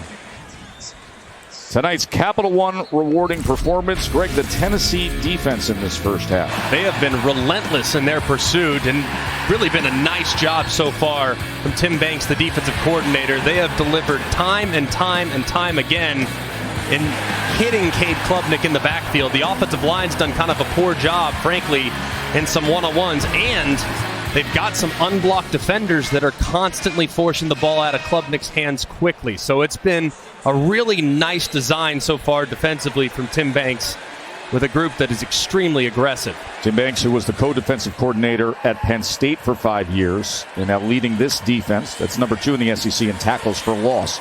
Klubnik gets it complete to Davis Allen to start this sequence. So let's see what the true freshman comes up with here with no timeouts and a minute and a half to deal with. If he can cut into this Tennessee lead. Safety pressure off the edge. He looks the other way and he gets it to Ngata, who turns the corner just in time on the defensive back who was closing on it. And how about the ball placement too? I mean, throwing it away from the defender. When you throw a hitch, you got to hit him on the downfield shoulder. He throws it away from the defender. Look at it. Hits Ngata right there on the left shoulder, the left pec. It's right where you need to throw it on target with a collapsing defender. But my goodness, that was almost to the house the other way. That was McCullough who was breaking on it. Getting a glimpse of what has everybody so excited about the future of Cade Klubnik. But it's about the now. Here in primetime, in the Orange Bowl. And should have had that, could have had that, as he was trying to get it to Brenningstool.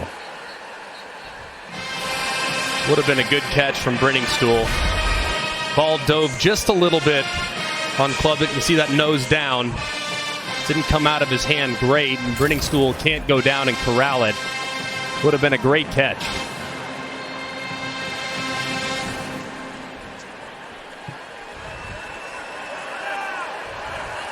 Only once this year were they held without a touchdown, and that was the loss against Notre Dame. Trying to remedy that here tonight. Klubnik extending the play, and now is going to run it. And he's able to make a move to the outside. He is shifty, he is athletic, he is fast. Stops the clock with 67 seconds remaining. Him and Todd look on. They had a tough go of it this week with the travel to get here to see their son. And now they're up on their feet. A little anxious, but encouraging. 3rd down and 3.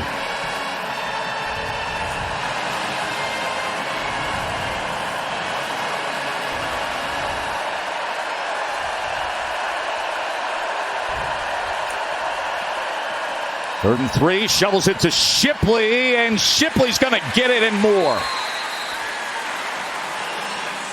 Clock will stop for a moment as they move the chains. Great job by Shipley there. It was not well blocked by Walker Parch. He kind of got lost. But Shipley made it happen anyways. Klubnik, quick outs, and he's able to connect with Turner. The true freshman's doing a good job of managing things here in the final minute. Sometimes here in a 2-minute operation, you're getting more simplified defensive looks and you're playing in a more simple package. So oftentimes freshmen excel in situations like this. And he hits the slant to Randall, and that's a first down. 34 seconds remaining. Clock stops momentarily to move the chains. No timeouts remaining for Clemson. And he will clock it. 31 seconds remain. It's a nice drive from Klubnik, Greg. Very, very nice. And a good job using the clock operation there. After the first down, you would love to maybe throw a fade ball to the end zone so you can have that extra down. Now you have 2 downs to obviously go 10 yards. So would love to have saved that down and see if you couldn't get a play called quickly. Now, if it was down in the teens or something like that, that's where I'd want to preserve the clock. But here, I think they had enough time to probably get a play called and see if they can't take a shot towards the end zone.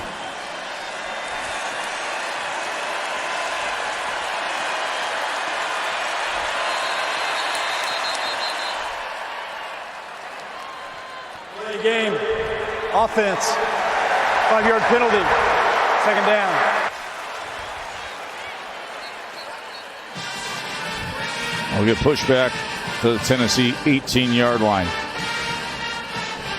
That 9 combined penalties in this first half. It's not often you see a delay a game in a 2-minute operation. The first time I've seen that, just kind of lost track right there after clocking the ball.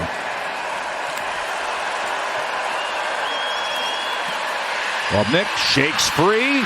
Got to be mindful of the clock in a situation like this now as he gets back inside the 15-yard line. And it is 3rd down. Now, do they want to run a play or they want to clock it? I think you got time for a play. You're okay. 13 seconds, 12 seconds. Here's the snap. 3rd down. And he's going to be brought down with no timeouts remaining by Tyler Barron.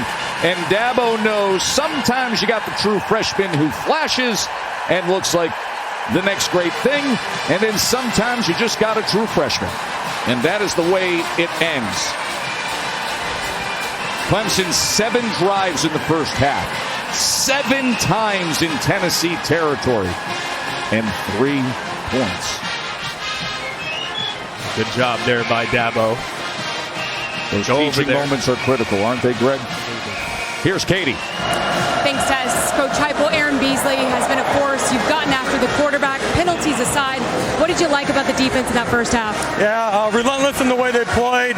Obviously, we got to sustain a few more drives offensively, keep them off the field. Really good job on the side of the 50. Holding them field goals, got a couple misses.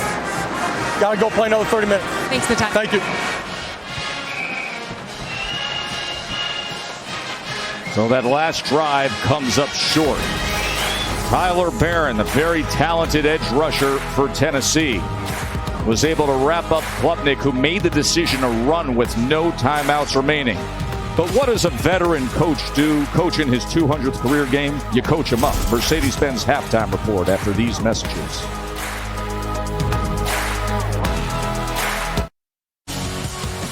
Hard Rock Stadium, home to the Capital One Orange Bowl. Joe, Greg, and Katie with you. It is a 14-3 Tennessee lead over Clemson. McCoy with the touchdown catch, Small with the touchdown run. Game Track is brought to you by Princess Cruises. And Greg, you look at that first half by Clemson, total plays 53-36. They only have 3 points. Yeah, and to think almost 300 yards of offense resulting in just 3 points. It's obvious that at halftime, Dabo Swinney's message has to be finish. Has to be when you get close and the field condenses, The challenge now needs to be taken off of his young quarterback's shoulders and put on the offensive line in the run game, because they're running the ball pretty well. They just haven't committed to it as much as they really need to, especially in the red zone. We didn't have any turnovers in that first half. We did have 7 drives by Clemson that went into Tennessee territory, but only the 3 points. Cade Klubnik, he was managing things well on that last drive until those last 2 plays, but he will get the chance here as they receive the second half kickoff to start things off. And a great teachable moment there at the end of the half. I mean, just situational awareness. It's totally understandable. But hey, that's in the past. Now, focus on the task at hand and see if you can't showcase some of the adjustments you made at halftime to have a great first drive of the second half. It's a bouncer that is fielded at the 12-yard line. As Moffa takes the return, check in with Katie. Greg, you should be a coach. That's exactly what Dabo Swinney told me coming out of the locker room. That was a teachable moment with Cade Klubnik. He said he's a rookie. He's made a couple of critical errors. He said he's taken sacks when he needs to just throw it away and keep us alive. He said the difference in the game right now, we haven't gotten the payday for all of the work that we put in. 3 missed field goals, a botched situation at the end of half. He said we have to finish in the red zone. But he says, I love that the way that these guys are competing, in particular, Cade Klubnik. Katie, reminds me of what Dabo said to us the other day when we asked him about Klubnik as he opens up this second half with a completed pass. And as he gets it to Ngata. And Greg, he turned to us and said, listen, the kid's going to have a really long career ahead of him. I just want him to have fun with this week, with this game, and understand this game is not going to define his college football career. Sometimes you can make things just a little too big. Just be comfortable out there. Yeah, just live in the moment and execute, right? And part of what Katie just said, hey, maybe holding the ball a little too long. He's just trying to make plays, but not every play needs to be a home run. Just take what the defense gives you. 7-yard completion, and now they keep it on the ground as he goes with Shipley, and it'll be 3rd down and just about a half a yard. Eason had the tackle of Will Shipley. I do think that Shipley needs to be more involved in the second half, whether it be through the air or on the ground, but just 4 carries there in the first half. They got to get their best weapon offensively involved. As they do here, and you see him spinning to the 49-yard line for a first down, tackled by McCullough. And consider how many times they have crossed the 50-yard line as they are right on the edge of doing that again. 36 plays in Tennessee territory in that first half. 36, and no touchdown to show for it. It's really a remarkable stat. I mean, it is amazing. Shipley again, and here goes Will Shipley, and now maybe he is finding his gear. It's a first down for Clemson, finally chopped down by McCullough. And part of that is going to happen, and just kind of working some zone reads there towards the end of the first half. There were a couple examples in which Klubnik pulled it on the zone read because they were collapsing on Shipley. Now they're staying wide, and the give read is there. Klubnik keeps, and Klubnik will work his way to the 31-yard line. Similar play there, just an inside zone read. And man on the line of scrimmage collapses. You pull it, and you set up second and short. I don't know why you'd go away from it if you're Brandon Streeter, the offensive coordinator. Just continue to try to pound the football. 2nd and 3. Shipley being very patient and then able to move the chains again. You mentioned Brandon Streeter's first year as the offensive coordinator. He was elevated from being the quarterback coach. He's done a pretty good job, of course, with DJ Uiagalelei's inconsistencies. The offense has been a little up and down. But now he's got a talented young quarterback to work with. DJ, of course, was the starting quarterback the last couple of years, replaced in the ACC championship game by Klubnik, as Shipley is taken down this time by Slaughter. DJ's off to Oregon State, but he graduated from Clemson. That's a point of great pride for Dabo Swinney and everybody around the program. And DJ, for all the inconsistencies on the field, he was a bedrock personality and leader in the locker room, and I know everybody at Clemson will always love DJ Uiagalelei for everything he did there in South Carolina. 2nd and 8. Maffa, as he goes ahead for 3 yards. You know, Cade said that DJ opened his arms to him when he arrived. He was selfless, encouraging, willing to teach Klubnik as they push one another for the starting job. Klubnik said he thinks that's rare in the college game when an older guy, a direct competitor, takes a younger guy under his wing and is willing to help him. Cade said he's better for it, and he plans to return the favor for the next guy coming in. You had 2 quarterback rooms here with these 2 teams that have benefited from that. We heard from Hendon Hooker earlier, detailing a relationship with Joe Milton. 3rd down and 5. Klubnik. Flag comes down as Klubnik just has to launch it away.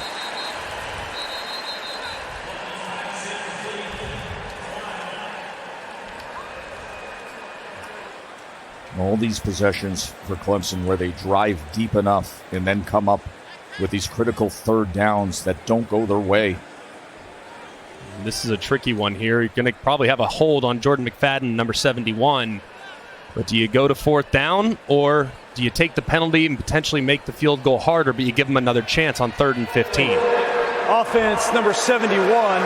Penalties decline. 4th down. And a good job by Tyler Perrin, the edge rusher, able to get that edge against McFadden. For the most part, pretty good opening drive for Clemson. You could see the commitment to the run game. Clearly, it was a point of emphasis at halftime to say we got to get the running backs more involved. Shipley responded beautifully there, and Klubnik did a pretty good job. Now BT Potter's got to pay it off. This from 40. He had just made from 31 after such a rough start to the game. And he's able to put this through. And it's back to a possession game. 14-6 now. It's been a hold-your-breath moment on special teams for Clemson. But BT Potter, the 5th-year senior, Dabo says, yes, that's how we want to start this second half. 14-6.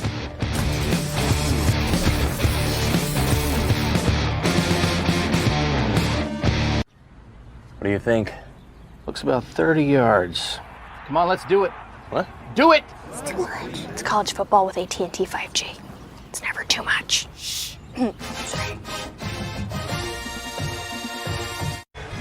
Back here at the Capital One Orange Bowl, and aerial coverage is provided by Goodyear, celebrating the challenge of road games everywhere. Are you ready for the road? Goodyear, more driven. It's Tennessee offense, Greg, of course, number 1 scoring offense in the country at over 47 points per game. Number 1, 538 yards per game. They got 14 on the board now and 191 total yards as they're set to get the ball here in this second half for the first time. Clemson just had the field goal on their first possession of the second half.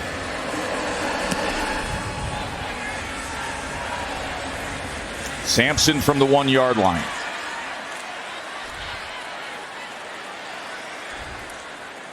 And he is met at the 25.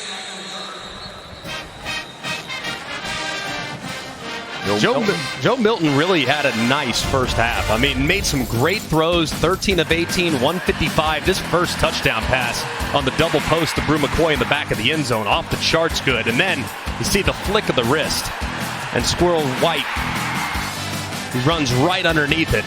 He is a really talented young man. I mean, really, really talented. The problem is his arm is so strong, it almost does him a disservice from time to time because there's a lot of long foul balls. That hasn't been the case tonight. He's been very accurate and very decisive. He's been very good on play action. You saw that line below. He's 9 of 10 on play action. That's batted at the line of scrimmage and then falls incomplete. And as Toriano Pride was trying to break on it. I do think for Josh Heupel, it's going to be important to involve his backs a little bit more. Kind of quiet in the first half. There's Jabari Small, and Jalen Wright had a couple of things out to the outside, but man, there really hasn't been anything between the tackles. Most of the damage has been done outside the tackles. Love to see Tennessee commit a little bit more to that downhill run game. Jabari Small goes ahead for 2 yards here. So that makes for a 3rd down and 8.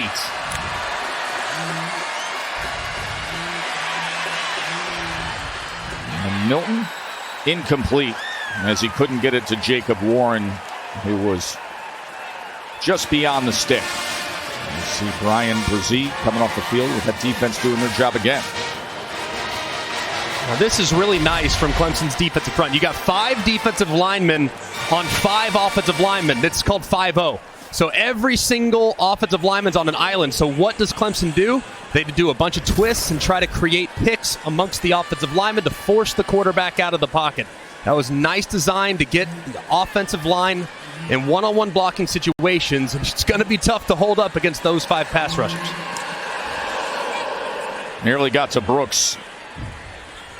As Williams with the fair catch. 4th Tennessee 3 and out. Their 6th punt. Quick break and Clemson back. Only trailing by 8 now.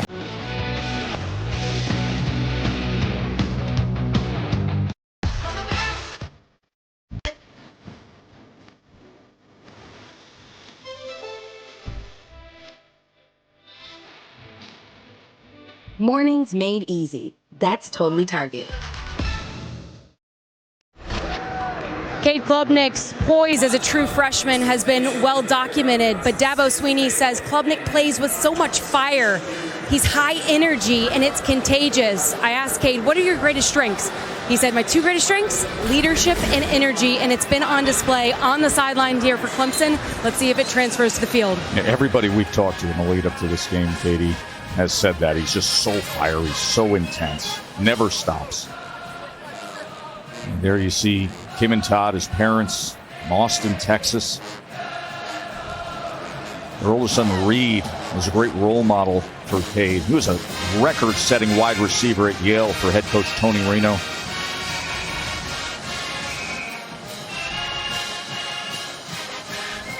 Young Cade Klubnik, true freshman. First career start comes in a spot like this. Number 6 against number 7 in primetime in the Capital One Orange Bowl. Shipley. Nothing was there as Slaughter was waiting on him.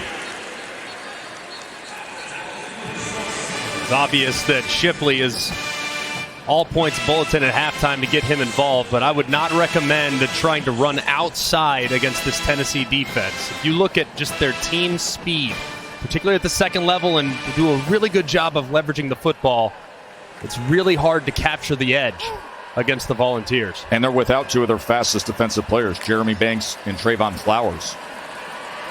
Here's Maffa on 2nd and 9, and once again that closing speed to the edge as they were able to pursue down the line. There's Joshua Joseph, the true freshman. He was an 82-inch wingspan. He was able to force out Maffa.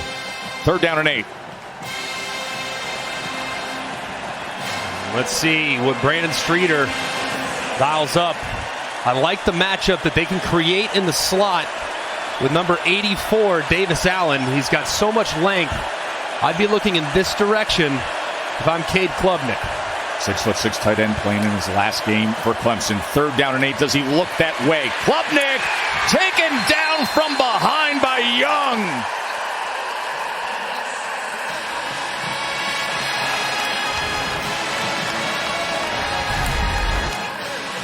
Just a great edge rush here defensively from Tennessee. You see the speed upfield from Byron Young, and he just is able to get around Blake Miller, the freshman, and drop Cade Klubnik on a critical 3rd down. Just great speed, being able to run the loop there for the sack. That's the first 3 and out for Clemson tonight.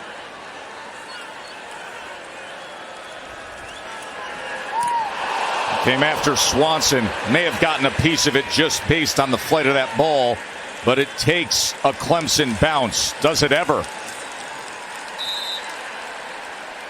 But Tennessee came up big defensively. Their 4th sack. Did they get a piece of this here? It went Superman. Maybe a finger just touched that ball. Flag is down at the 30-yard line. Great effort, and you see the center judge there in the back. He indicated that the ball was deflected. Not sure what the flag was for. It was really, really late. Almost like it was after the play.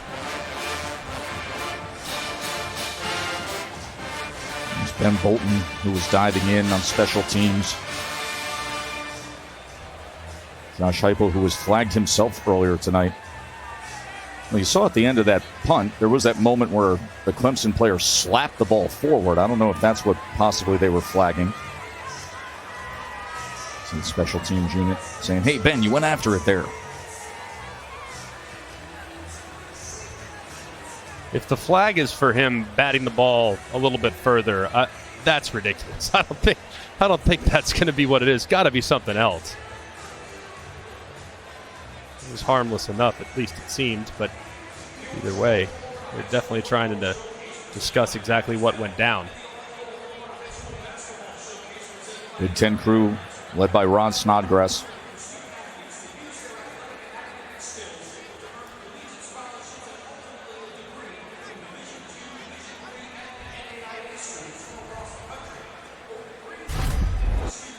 This is the end of the play.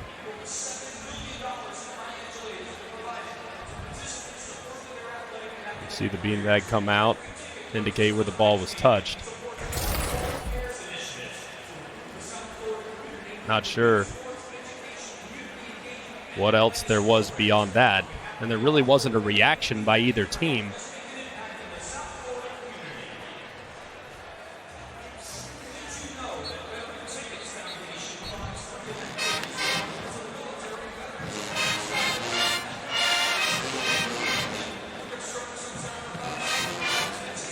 So this matchup of quarterbacks who weren't the starters for the season. Cade Klubnik, 211 yards, 19 of 13.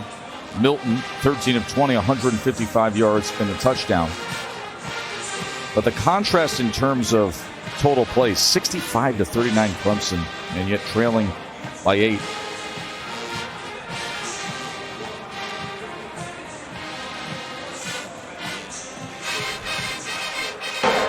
An illegal bat during the kick on the kicking team number 10. Spot of the illegal touching is the optimal spot, first down.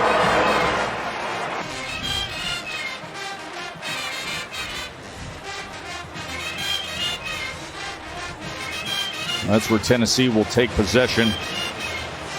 This record-breaking Tennessee offense, number 1 in the country in scoring. But without Jalen Hyatt, the unanimous first-team All-America wide receiver, the Biletnikoff Award winner, who opted out. And, of course, without Hendon Hooker, who suffered the torn ACL back on November 19th. Joe Milton, the starting quarterback, and his program moving forward. And here is Milton. And he gets this complete for a first down as Hendon Hooker cheers him on. And Keaton has the reception. Nice throw there, working the middle of the field. So much of this Tennessee offense is built working the middle of the field, and a nice throw in stride.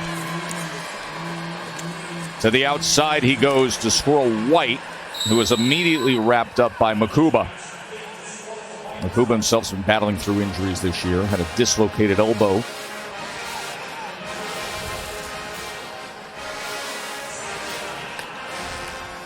Second down, Milton. With blockers in front, and Milton's going to take it for a first down on that quarterback run. Looked like Clemson kind of underestimated the speed of Joe Milton right there as he kind of captured the edge. Greg. I think you're right, but KJ Henry, who's such a critical part of this Clemson defense, is down and writhing in pain.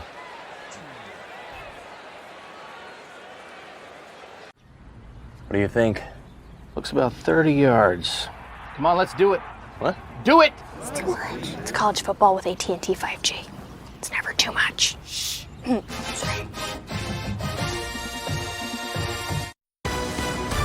The Capital One Orange Bowl is brought to you by Gatorade. Head to Gatorade.com for exclusives to help you fuel your 2023 goals. And Taco Bell. Taco Bell is giving back to students all postseason long by giving them free tickets to the biggest bowl games of the year.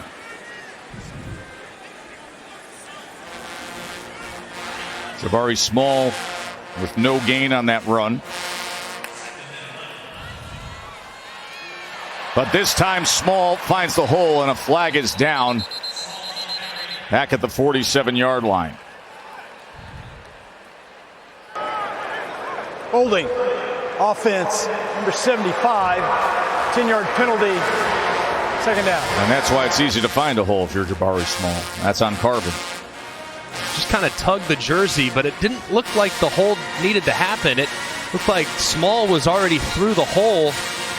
It really didn't have any impact on the play itself. It's just unfortunate there for Jerome Carvin and the Tennessee offense. 2nd and 21. Big Brian Brzee in that defensive line. They've had some great moments tonight. Can they find a stop here halfway through this third quarter? Here's Milton. He's got tons of time, and he drives the ball, and it is battered away by Nate Wiggins. Wiggins, who had a huge moment in the ACC championship game, a 98-yard pick six. Man, really close here. Just unlucky. If you're Joe Milton, you throw a very accurate throw, trying to work Keaton on the in-breaking route. Keaton stopped, though, and kind of slipped as he was coming out of his break. 3rd and 21. Watch the pressure here, and looks like maybe Clemson will adjust, but watch for this blitzer. If he gets up there close, that could be a guy that could overload the protection. They got both safeties coming off the edge. Milton steps up, gets free of it. But then tracking him down and bringing him down is Barrett Carter. Great play for Clemson.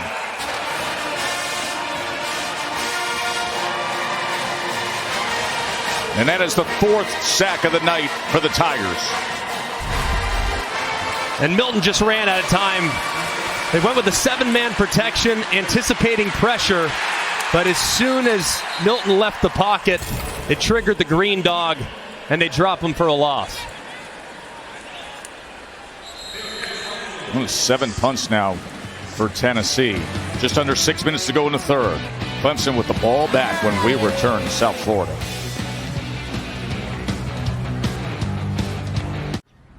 What do you think? Looks about 30 yards. Come on, let's do it. What? Do it! It's too much. It's college football with AT&T 5G. It's never too much.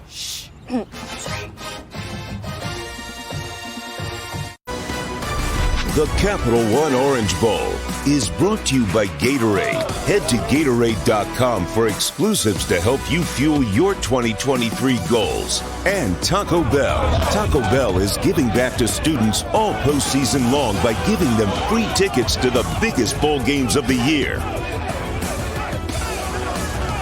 Think Tennessee's had a little fun coming to South Beach? No doubt about it, man. I remember we used to always say, leading up to bowl week, of course you want to win the game, but you want to win the week. Oh, yeah. So if there's a competition to be had, I don't care if it's a dance competition or if it's a fits competition, whatever it is, I want to win.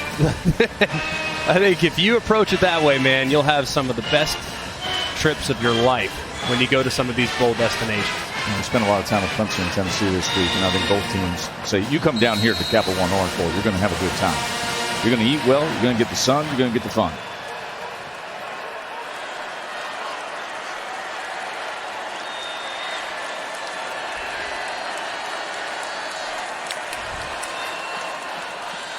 Shipley,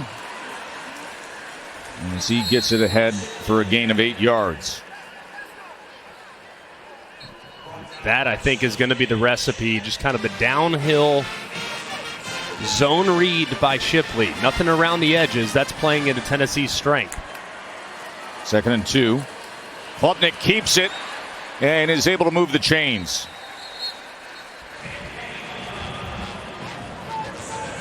At some point, too, Klubnik's an excellent deep ball thrower. You go with that heavy ride, and then you turn it into a play action, and if you see if you can't catch those safeties sleeping with their eyes in the backfield and throw it over their head. This is Shipley again. Shipley, who, by the way, a 4.0 GPA and was named Academic All-American.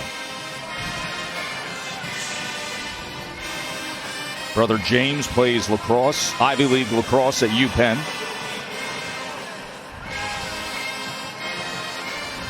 Second and 5. There's that ride, there's that pull, but he's looking to run it to the outside. And just for a moment, he got past McCullough before he was tied up. It looks like Tennessee defender a little slow to get up. That's Walker. but he's okay. 3rd and 2 for Clemson and the true freshman quarterback. Luke Price in the game, number 40. Heavy package from Clemson here in short yardage.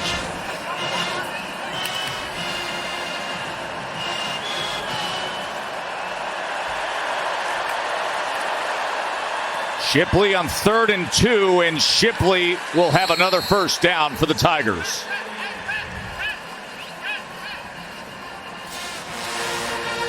Now this would be the down right here. Fresh set, approaching the 50-yard line. This would be the down where I'd go heavy play action and see if I can't throw it over the top. I'd try to hit Antonio Williams, who's located in the slot down here. I'd try to hit him on a vertical double move right up the hash on a deep ball. Klubnik goes to the other side and is able to come back to Brenningstool. And Brenningstool with blockers in front. And a good play for another first down. And now Clemson's in business again. A nice job, too, on the left side by Jordan McFadden. He gets a piece of the defender, which allowed Brenningstool to get up inside and make a nice run after catch. Right guard Walker Parks down there as well. And now they go back to him. They have versatile tight ends with Brenningstool and Davis Allen. 4 yards there. Tennessee's been so good in this part of the field. It feels like every time Clemson starts to sniff the red zone, Tennessee really starts to play with relentless effort, and they get a little bit more aggressive. Shipley trying to probe for something, doesn't find anything as Beasley makes the tackle. But Shipley's being more patient this year. Dabo said to us the other day, listen, he's all effort, but he has slowed down to actually get faster. He's more patient to set up the blocks this year. It certainly seems that way, and he might get another chance at it here. I think this is 4-down territory for the Clemson Tigers. Just assess what the defensive look looks like. If you see pressure, you throw it. If it looks like a favorable run look, you run it. And right now, based on how they're lining up, it looks like pressure's going to come off the left-hand side with number 24, Beasley. 3rd and 5. Klubnik looking to run it himself, and he's just tripped up by Jawan Mitchell. Great tackle there by Jawan Mitchell to set up the 4th and short. Just awesome job in the open field. Responsible there for the quarterback run, and he makes the shoestring tackle to set up a critical 4th and short. Here we go. 4th down.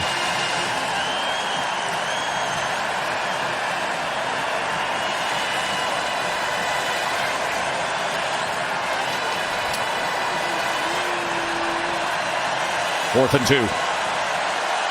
Shipley in the backfield with Klubnik. Shipley, 4th down. Did that effort get there? He looks short.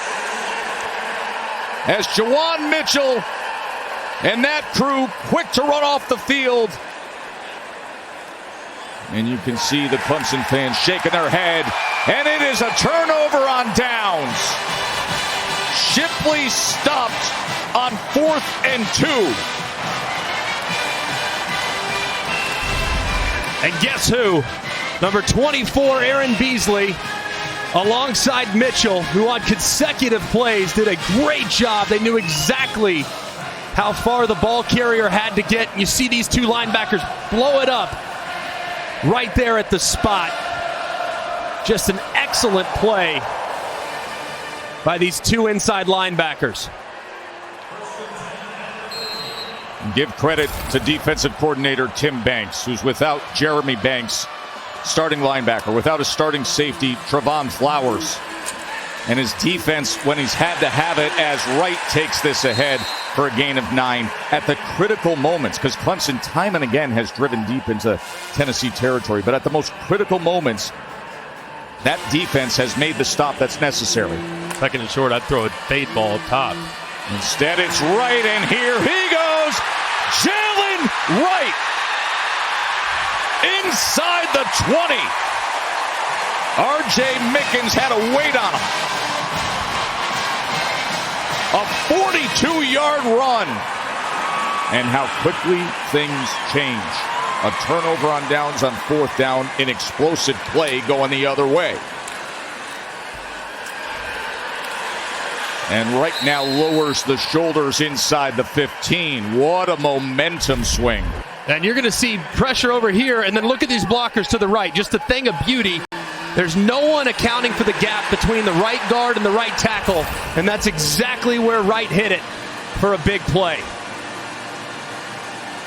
Remember last year in the bowl game, he was the running back, Jalen Wright, who the officials said his forward progress was stopped when it seemingly was an overtime touchdown. Now he comes up big here in the closing seconds of this third quarter. 2nd and 5. Milton pumps now to the end zone, and it's a touchdown. Rocky Top. Squirrel White.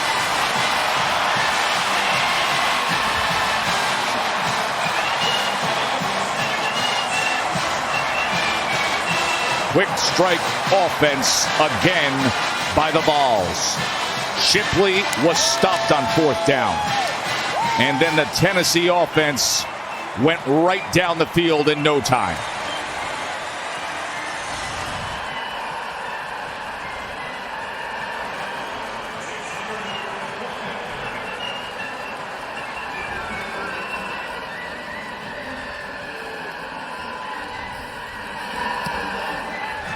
As McGrath puts it through. It only took 1:22, Greg, for Tennessee to do that. And this is all manipulating a defender by Joe Milton. It's a thing of beauty. Watch, his eyes are going to be to the right, and they're going to scan all the way back to the left. And as a result, you're going to have that safety vacate the middle of the field, and that's exactly where he throws it. Look at the safety run to the left, and he throws it right in behind his ear. That's a great job there by Joe Milton, making sure he moves that defender, R.J. Mickens, and he throws a strike in the back of the end zone. You see the pump fake as well. That's just defender manipulation. That's a veteran player that did a terrific job making a play for a big touchdown for Tennessee. Congrats from Josh Heupel, and then the return to his best friend, his roommate, the guy who was the star quarterback, Hendon Hooker. What a special relationship they have. You know, guys, in a world where guys transfer multiple times because they want a job immediately, Heupel said Milton was real with himself at the end of last season. He knew there were areas that he needed to improve upon, but he could see himself being successful in this system. He recognized people at Tennessee care about him, and he loved his teammates enough to stay and compete every day. Heupel says that's rare these days. We're seeing the results. Dane Davis, who's a backup offensive lineman who plays on PAT, is down with a trainer looking at his left leg. A former walk-on who gives them some versatility at both tackle and guard, plays special teams. Coach Heupel out to see Dane Davis. You know, Katie, you touch on it with the story of Joe Milton. He grew up about 80 miles away in Pahokee, signed with Michigan. His career was choppy there, was the starter in 2020. Earned his degree at Michigan, but then came to Tennessee with 3 years of eligibility left. And now here he is, where he's handed the keys, Greg, to really this Ferrari of an offense. And everybody says the same thing about Joe Milton. You've been touching on it tonight. The arm strength is there. The arm talent is there. If he can just rein it in, settle in, he's going to be something special. I'm telling you, man, he is electric from a talent standpoint, yes. Right? I mean, that's half the equation. Now it's about being able to harness that power. I mean, having raw horsepower is great, no doubt about it. And NFL scouts all over the place will salivate at the idea of bringing him into their organization. And if there's one thing we've learned, think about how many guys you get an offense that is so quarterback friendly like you're going to see here. 1 year in this offense, and you could skyrocket all the way up to the top of the draft. I mean, look at Cam Newton 12 years ago. It can be done in 1 year now more than ever before. Here's Shipley on the return. And it's a good one out to the 30-yard line. And That'll cap the third quarter. A third quarter where it looked like Clemson was in position to potentially tie it. Instead, Milton and the Vols come right down the field after the defense did their job. 21-6, Tennessee. T-minus 3 seconds for liftoff. Belay that, Command Center, standing by for touchdown! We haven't even lifted off yet, so. Here come the Irish! Everyone's watching the game with AT&T 5G. This is all too much. It's college football. It's never too much. Glad you're with us here from South Florida watching the Capital One Orange Bowl. Joe Tessitore, Greg McElroy, Katie George. As Tennessee has a 21-6 lead, and you have a great few days of football ahead of you. Tomorrow's the college football playoff semifinals at 4 and 8. Monday at 5 o'clock, it's the Rose Bowl game presented by Prudential. Penn State and Utah. Monday Night Football is the Bills and the Bengals. You and I are going to be on a plane to Atlanta tomorrow to take part and help with the coverage. National radio call of Ohio State and Georgia. Georgia again in Atlanta, Greg. This is going to be game number 3 in Atlanta for the number 1 team in the country. Klubnik, quick out, goes to Ngata. Of course, they won the SEC championship over LSU with 50 points and 549 yards of offense in that building. It's going to be an awesome atmosphere tomorrow. I think both semifinal games have a chance to be really good. I am very excited about those teams taking the field and seeing what they came up with over the last few weeks. Maffa is wrapped up by Beasley. I feel like we've been calling Aaron Beasley's name about every other play. He's been all over the place. I mean, I think he's in the running for the MVP at this point, that's for sure. But absolutely imperative for Clemson to get 6 points on this drive. Obviously, time not of the essence, still a 2-possession game, but they have to get some points here. 2nd and 7. Klubnik goes underneath. First man misses against Ngata, and Ngata slips and gets a first down as he advances it past the defender.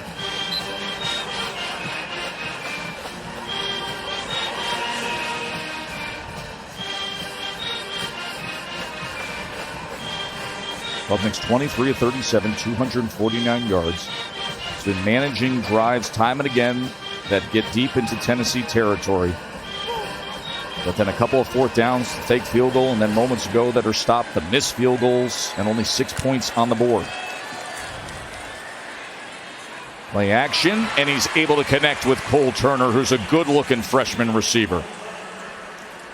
A nice throw there, too, from the opposite hash, all the way to the field on a speed out. He put the perfect trajectory on it, too, because Danico Slaughter, if that ball's thrown on a line drive, he's picking it off and taking it to the house. But he threw it up and over the defender and dropped it in for a nice completion. 12 yards to Turner.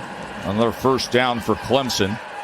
Some point a shot play has to come. Formation to the boundary, this could be a spot for it. Here's the play action. Does he have time to wind it up? No, he's going to tuck and run. And couldn't keep his balance as he is down at the 34-yard line.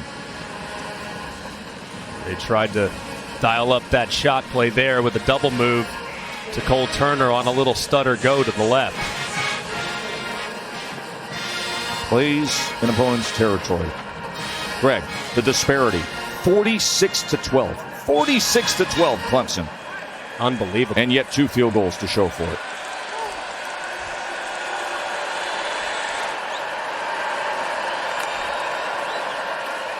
Klubnik on 2nd and 6. All the way back to midfield. It'll be 3rd down. And this right here, Klubnik is working against a 3-man rush. Only 3 Tennessee defenders are applying pressure, and yet he's just dropping way too deep. The pocket's good. There's no reason to go anywhere. Look. Hanging, there's nothing there. Just step up, as opposed to running to your right-hand side like most right-handed passers have a tendency to do, and then you're just running basically into trouble. The pocket was true. Stay in there and see if you can't negotiate a defender, and if you have to throw, and if you have to run vertical. 3rd and 6. Play clock counting down.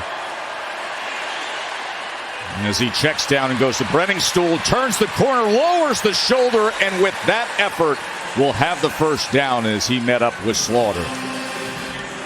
Yeah, really good block on the perimeter by Brandon Spector. Had to hold it forever, but he was able to secure the edge for Brenningstool for the conversion.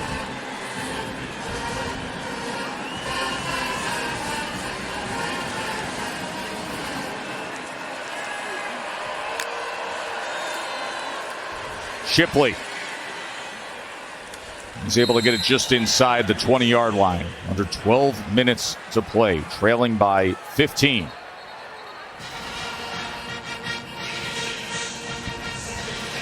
Tennessee getting some fresh bodies in there on the defensive front. Done a really good job in this part of the field applying pressure. See if they heat them up again. He's 3rd down and 2 after Shipley's effort. Obvious 4-down territory. He went for it on the last drive. Really no difference in situation here. So you have 2 downs to get it. You challenge the offensive line, and you expect your all-conference performer at running back to pick up the tough yards.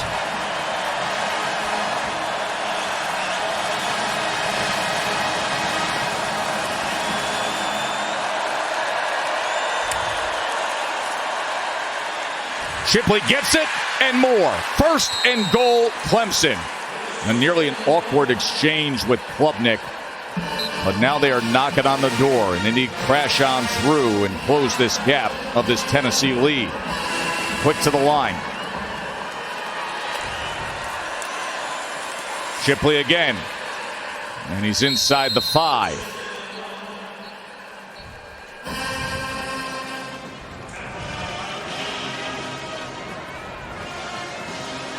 See, time of possession just being dominated here by the Clemson Tigers, starting to take its toll a little bit. This is the 87th offensive snap for Clemson in the ball game, and fatigue is certainly starting to become a factor for that Tennessee defensive front that has played so beautifully tonight. 2nd and goal.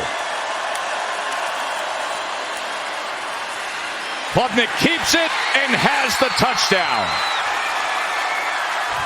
Cade Klubnik takes it in. And you saw that late penalty as the Clemson team was celebrating. A flag comes in. Mom and Dad are happy. First career start, and Klubnik has himself a rushing touchdown in the Orange Bowl.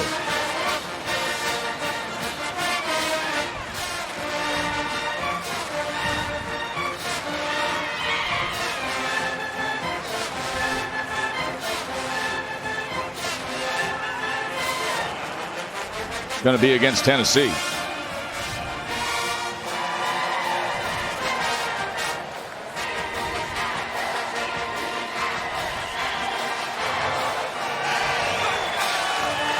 And there is hope again for these Tigers. Sportsmanlike conduct, defense number 5. Penalty being forced on the half the distance to the goal. For the 2-point try. Yeah, that's a good decision, I think. You get the unsportsmanlike, and instead of basically moving your kicker up 15 yards to kick it out of the back of the end zone, you're going to have to go for 2 at some point. Might as well do it now. You're going to be a yard and a half closer to making this a 7-point game. And that is the opportunity that's in front of them right now. Just over 10 minutes to play. A chance to make it a 7-point game. See the formation here for Clemson on the 2-point try. 11 personnel, 1 tight end, 3 wide receivers, and a running back. See how Tennessee aligns. At 1 tight end, Davis Allen, number 2 receiver to the near side. 2-point conversion and try to cut it to a 7-point game. Big moment for Clemson.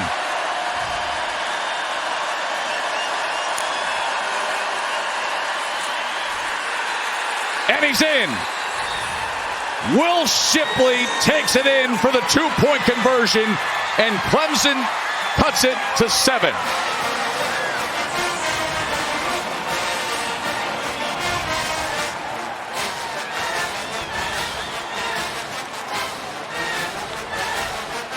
Their young, high-energy running back who can do it all. After Cade Klubnik scores the touchdown. The two-point conversion with Will Shipley extending himself. And Dabo Sweeney saying, hey, we've been here before. We know how to close this out. We got a ball game here in the Capital One Orange Bowl.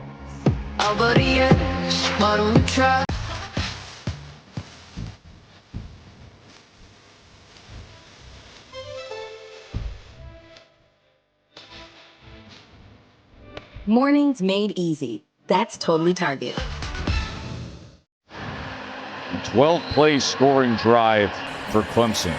A penalty on Tennessee, and Clemson says, let's take this two-point conversion. They got it from Will Shipley, and what an incredible effort by Will Shipley to extend himself. The type of player who will sacrifice everything when he's on the field to win. He extends himself and watches right ribs as he does so, as Juwan Mitchell just drives right into him, and Shipley is hurting, Katie. But what's wild, Tess, is after Klubnik scored the touchdown, Shipley hobbled himself into the injury tent. He was hurt. And then when Clemson decided to go for two, the staff had to come run into the tent and pull him out so he could go back in. And then he put together that gutsy run to get back into the end zone. I mean, he is unbelievably tough. The entire team feeds off of it. Gutsy indeed.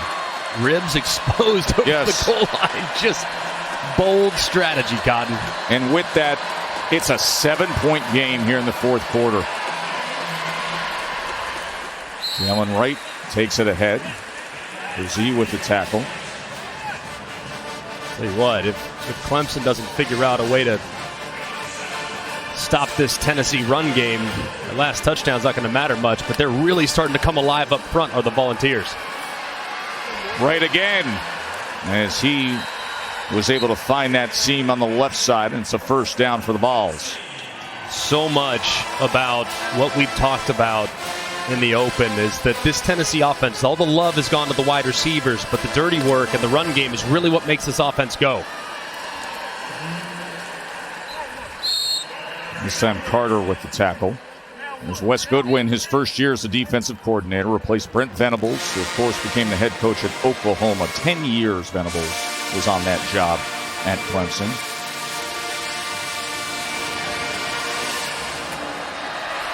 Second and 8. Milton play action. Flick of the wrist downfield like it's nothing, but this time it's incomplete beyond Brew McCoy. Man, one of the few times that Milton's been off the mark tonight. That one, Brew McCoy was really working to the middle of the field, and Milton kind of threw him over the top on a little bit of a line drive. If he would have just thrown it with some air and allowed Brew McCoy, you see him adjust late, just not on the same page with the angle of the route. And now a 3rd and 8. Can Clemson's defense get off the field here?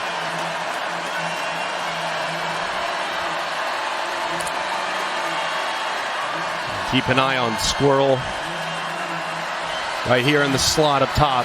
He's got a nice matchup with a lot of cushion and green grass in front of him. He had the touchdown to close out the third quarter. 3rd down and 8. Milton drives the ball for a first down to Ramel Keaton as he goes beyond midfield. Man, great timing on this throw. There's a defender right there in the middle of the field.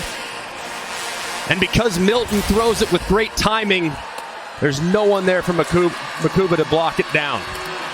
Milton gonna take a shot wide open, and just strutting in is Keaton. Joe Milton does it again.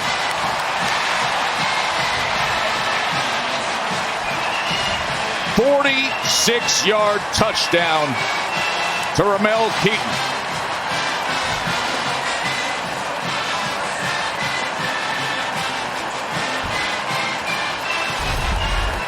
What an answer by the Tennessee offense. Clemson's starting to sell out against the run. They recognize the one-on-one down the field, and Keaton runs a beautiful route and gets behind the defender for the easy touchdown. And it happened so fast, just when Clemson gained some momentum. Chase McGrath puts it through. You go 6 plays in a minute 27. in a critical juncture in the fourth quarter. Joe Milton, with all that arm talent, had Keaton just strutting right into the end zone.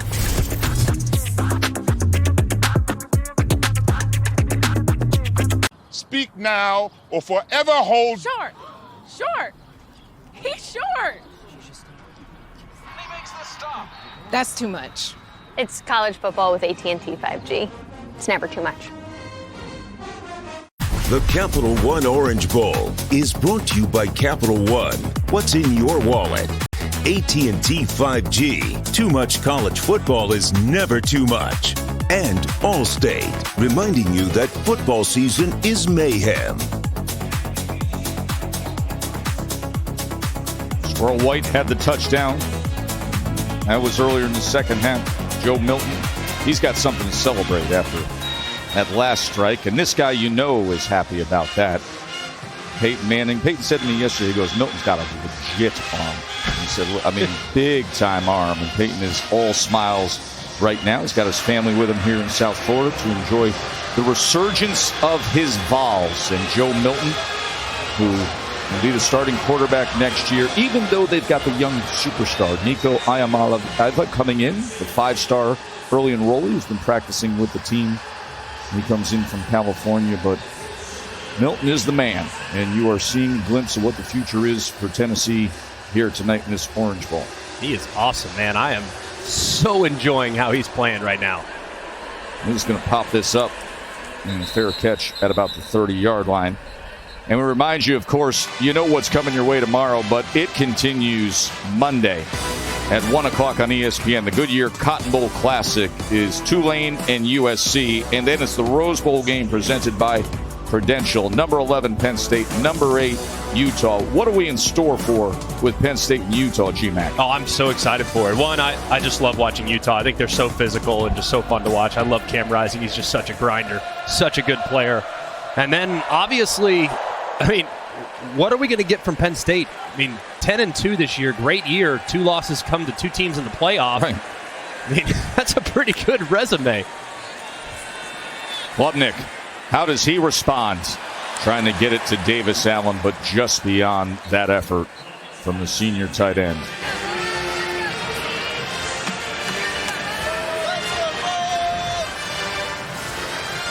Got to be so impressed with how Tennessee's defense has held up tonight. I know they've given up some yards, but in a bend-don't-break world, what more could you ask for? They've faced 88 offensive snaps. They're giving up less than 5 yards of play, and they've harassed the quarterback all night long.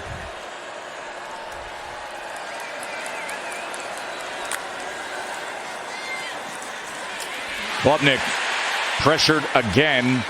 He was able to get it to Ngata. Be 3rd and about 8.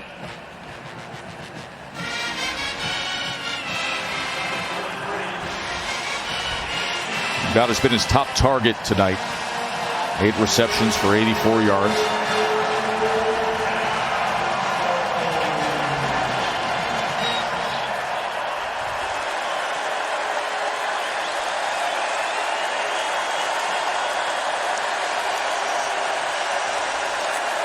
Third and 8 for the true freshman quarterback. He wants more than 8, but he doesn't get it, as he was looking for Cole Turner, who was covered by Danica Slaughter.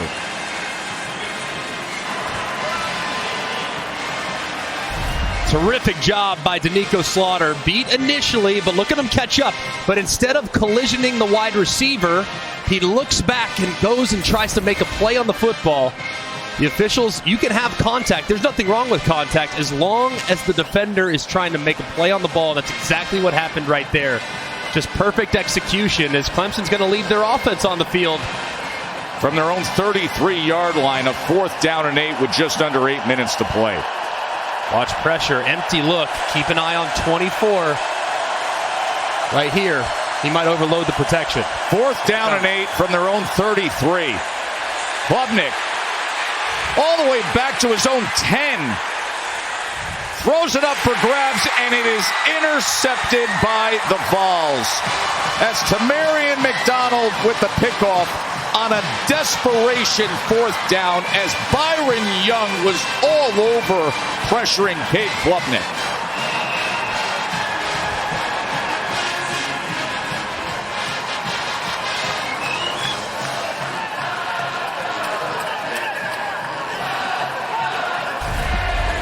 Great job by Tim Banks, the defensive coordinator, dialing up another pressure. Every time Clemson's got into empty, they've had a look where they've freed up Aaron Beasley. Clemson made a good adjustment, but Beasley was so athletic and was basically unblocked as Klubnik ran way too deep and had to throw a jump ball that was reeled in by the Volunteers. The only unfortunate thing, you love the interception, but you cost yourself a little bit of field position. If you knock it down, you get it obviously in a better spot. But either way, a great play defensively by the Volunteers. Small run for just barely getting back to the line of scrimmage. You see that coaching staff of Clemson on the other one side, Tennessee celebrating on the other. Dabo Swinney over to his freshman quarterback. And I'll go back to what Dabo told us yesterday, Greg, where he said, hey, you got to understand with Cade Klubnik, this is not going to define his college football career, what happens in this Orange Bowl. Small tackled for a loss. And you have seen those moments where Swinney has decided, all right, listen, going to hold his hand a little bit, going to coach him up a little bit, going to embrace it. Happened just before halftime, happens here on that 4th down. Under 7 minutes to play. A timeout, Clemson, trailing by 14.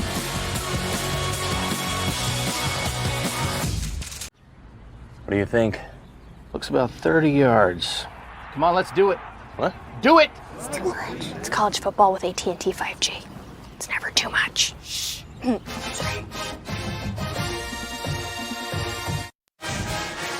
Hard Rock, home to the Capital One Orange Bowl, and aerial coverage is provided by Goodyear. Road tested, game ready. Are you ready for the road? Goodyear. More driven. So this is a 20th all-time meeting between these tradition-rich programs. But 16 of the 19 previous meetings, they were all before 1944, Greg. So, I mean, this is a rare matchup that you get in the modern era. They've only played 3 times in the last 75 years, and now here they are meeting up in the Capital One Orange Bowl. Tennessee with a 28-14 lead. Jabari Small takes it to the 46. They are getting set. All the oranges are coming out of the baskets. One of the most distinct trophies in American sports will be filled up with those oranges.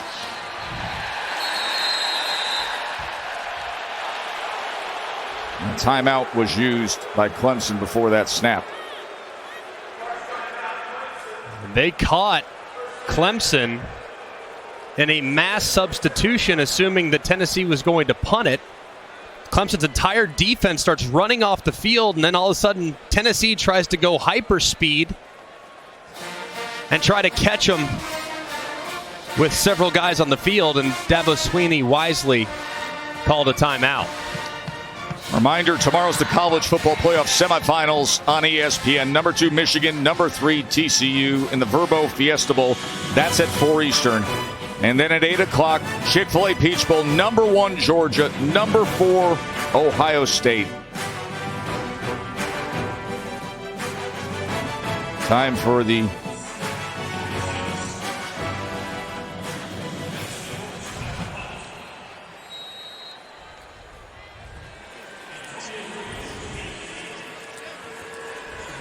Brooks punting away.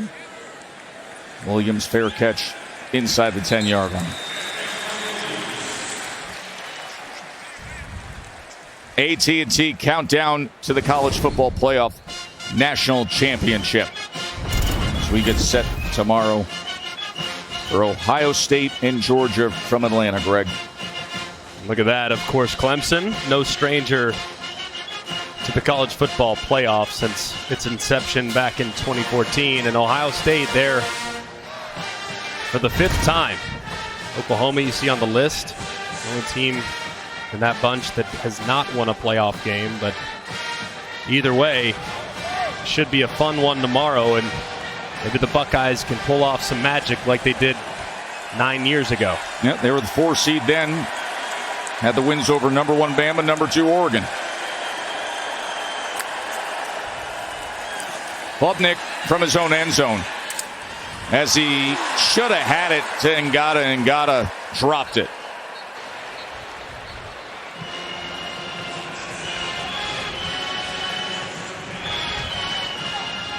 You look down at these stats for Clemson and you shake your head and say, how? 92 plays to this point. That's the record in the Capital One Orange Bowl. 92 plays. We still have 6 minutes to play and they're trailing, and they only have 14 points. It'll be well north of 35 minutes of time of possession as well. Klubnik, that was incomplete, looking for Williams. Of course, with Tennessee, things happen so quickly. Time of possession doesn't often come into the conversation for them. They had the 3 quick strike scores here in the second half. Got to be impressed with how Tennessee's defense is held up, though, for the most part. I mean, that's a lot of snap exposure, and they're still coming after the quarterback just as hard as they did in the first quarter.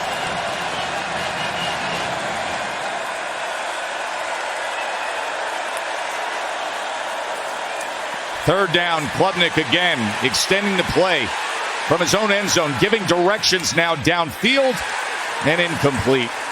He was trying to position it for Cole Turner on the sideline.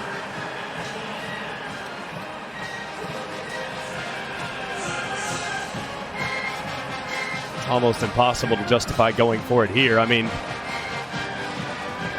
basically gift wrapping the game to Tennessee, but because of the substitution issue, you're down to just 1 timeout.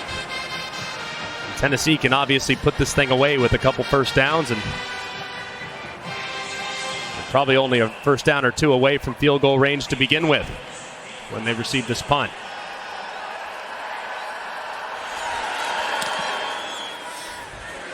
It's an umbrella knuckler for D. Williams to field at the 47. And he makes the most of it on the return. Once we finish up here, we invite you to stay tuned for the Capital One Orange Bowl MVP and trophy presentation. There it is, all filled up now, Greg. Orange Bowl committee, they get to work quickly. Very neat. MVP is an interesting discussion because obviously the moments Joe Milton's had will catch eyes, 3 touchdown passes, but defensively, what Aaron Beasley's been able to do in this game, the linebacker for Tennessee, has been something special. Beasley would be my vote for the MVP. I mean, and think about who he's in place for, too. I mean, Jeremy Banks not available, opting out. Beasley has had himself a night. I mean, 9 tackles, 4 tackles for loss, a couple sacks, pass breakup, and constant quarterback pressure. I mean, he's been as disruptive as anybody on that field for the Clemson Tigers. Small took it ahead for 6 yards, and now Milton gets it to the outside to the very active Squirrel White.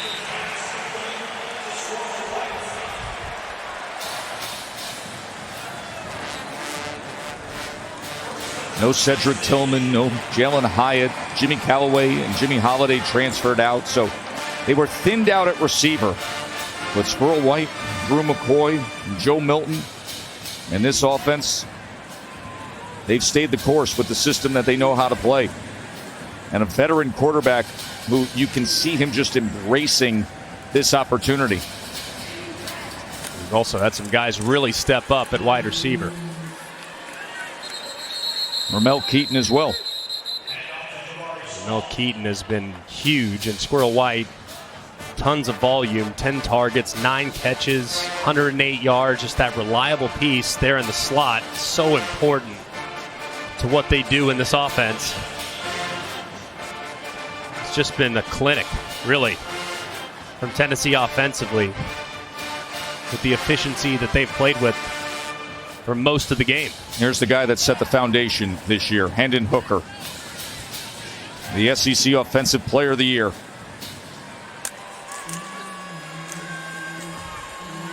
Milton was brought down after going ahead for just a yard by KJ Henry. Will Shipley, he has given so much of himself. We saw it moments ago with that 2-point conversion. He took The big hit right in the ribs when he was extending himself to close this to what at the time was a 7-point margin. Then Milton struck again as he went deep to Keaton.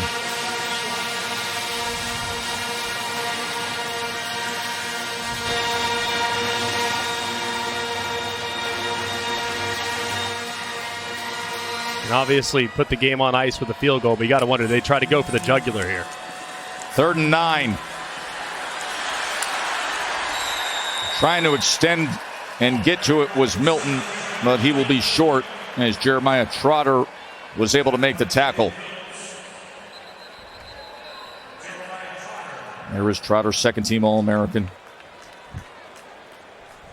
And timeout used by Clemson.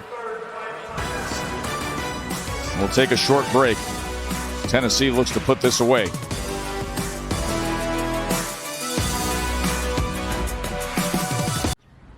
What do you think? Looks about 30 yards. Come on, let's do it. What? Do it! It's too much. It's college football with AT&T 5G. It's never too much. Sorry. Scott Van Pelt getting set for SportsCenter. Great day and night of bowl action on the way. Highlights from all of them. And we'll get you set for the college football playoff semis. A conversation with Reese Davis, plus an outrageous performance from LeBron on his 38th birthday. Greg, Tess, Happy New Year, boys. Back to you in Miami. Scotty, Happy New Year to you and everybody out there. Look forward to hearing that. It'll be interesting to hear the conversation with Reese and the observations going on in Atlanta as everybody prepares for the college football playoff tomorrow. Chase McGrath on to attempt the field goal. Of course, Chase McGrath will never have to buy a drink or a dinner in Knoxville, Tennessee after what he did against Alabama. 32-yard attempt. As Tennessee looks to strut on home with a trophy filled with oranges.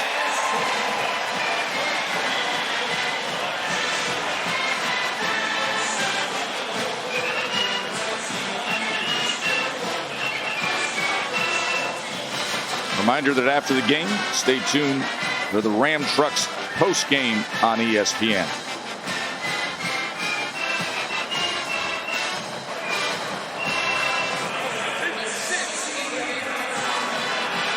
It's amazing when you look back before a season starts, what we think we know and then what we realize. Think about some of the things people were saying about Tennessee this summer. Yeah, you know, a trendy pick, a team that's got some upside. Right.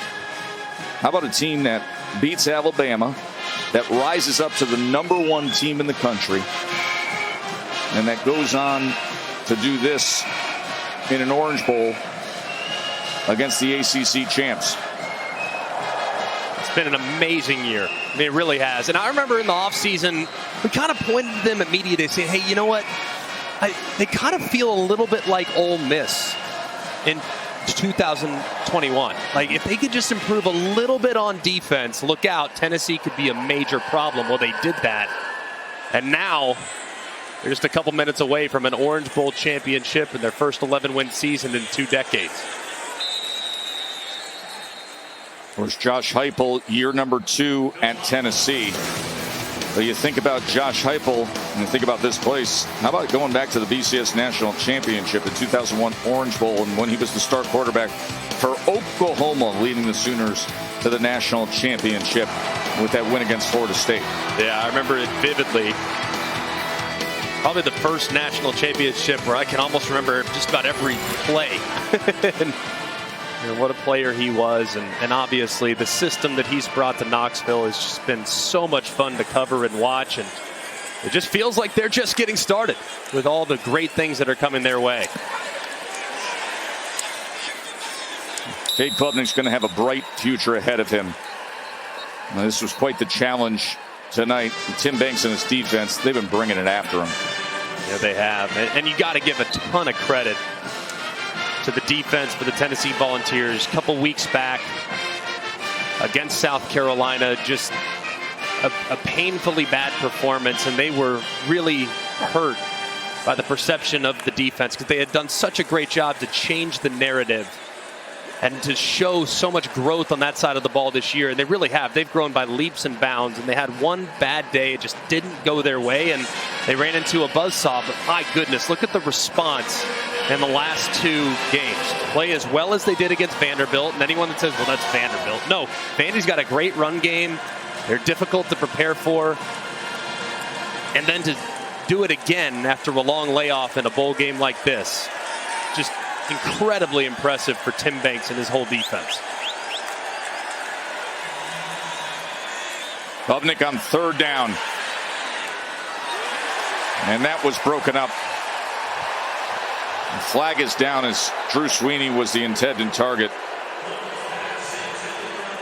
And Juwan Mitchell was coming in defensively. Pass interference. Defense, number 10. 15-yard penalty. Automatic first down.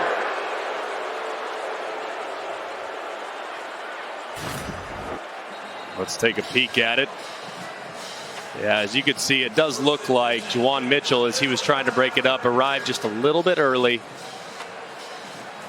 Yeah, as you can see, that left arm wrapping around the intended wide receiver through Sweeney. And that was a good call by the official. As you see, Ngata a little banged up on the play as well. He's had the ball thrown him 11 times tonight. 8 catches for 84 yards. He's been dealing with injuries throughout his career. Ngata still has that extra COVID exempt year, could return next year.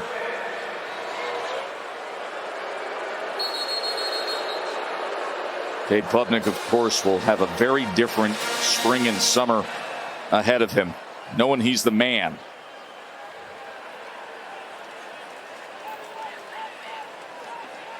It's so hard to play at an insanely consistently high level as a true freshman. I mean, guys like Trevor Lawrence ruin it for everybody. I mean, they really do. I mean, those guys are generational, and Klubnik's going to be a really good player, but you can see at this point of his career, just has a little bit of growing up to do. The talent is there. Like that, where he hits Adam Randall when he had a defensive lineman right on top of him. Reception by Randall, who tore his ACL in the spring. I remember as a young player, too. I remember Coach saying, your highs are too high for the high and too low for the low. You just have to even that out and become a more predictable player. And that's going to be the task for Klubnik in the offseason. This floats up there and falls incomplete. It was nearly intercepted by Wesley Walker. Being solid, simply solid and reliable is a skill. Predictable. That's a talent. Predictability is the best ability. Well, availability too, and dependability. There's a bunch of very important abilities, Joe. But I do think knowing what you're going to get from the quarterback position is imperative. And you can see, I mean, there's growing that's going to happen, and Dabo Sweeney has been hands-on all night long with his young quarterback. He's going to be just fine. I look forward to watching him in 2023 and beyond.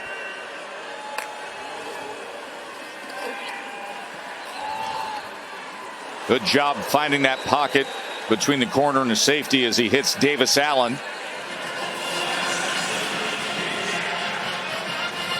Big Joe Milton, what a day for him. 3 touchdown passes. He's out there, is inspired by his roommate, his best friend, Hendon Hooker. So going out and playing for Hendon, who put so much into this season, put them in position to contend for the college football playoff with a record-setting offense. And now it's Joe who's delivering. As Randall gets another reception, another first down in the final 2 minutes here for Clemson. And there is Hendon Hooker on crutches. That great conversation with Katie earlier about what it means to be here and supporting this team. By the way, Hendon Hooker's family also came down here to Miami for this Orange Bowl to support the teammates. It's so cool, man. I mean, what a great guy and what a great story he was all season long. And we look forward to following his draft process and be a fan of his wherever he ends up. Klubnik to the end zone, and that ball is intercepted by Wesley Walker. An interception by Walker on what was Clemson's 100th play run.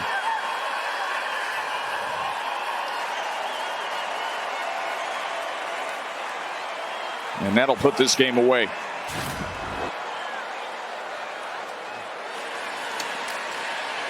Kind of throws it up for grabs, a bit of a prayer. And how about Walker having the wherewithal to, no, I'm not going to do it. Wanted to take it back, but resisted the urge to leave the end zone.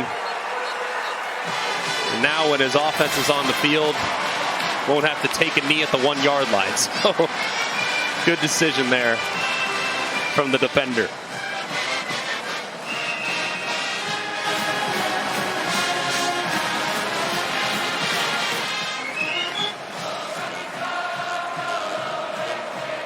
What a year for the Volunteers, man. Rocky Top hits just a little bit differently this year, doesn't it, when they sing it? It does.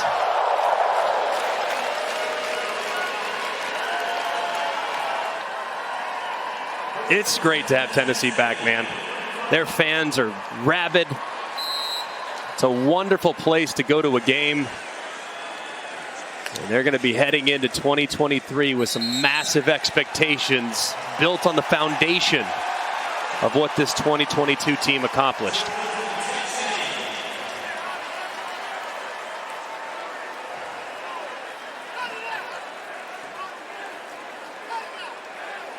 Josh Heupel, year number 2 at Tennessee. And this is now the reward they get. The 44-year-old who now will have 6 wins over ranked opponents in just 2 seasons.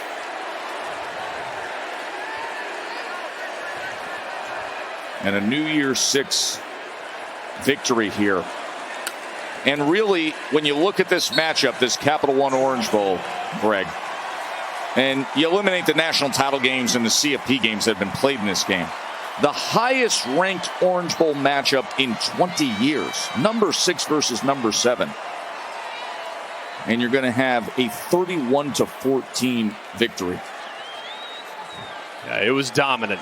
It certainly was. And Clemson had their opportunities, but every time they got within striking distance, they were denied by Tennessee. And as soon as Clemson captured a little bit of momentum, Tennessee took it right back. Just a terrific performance on both sides of the football.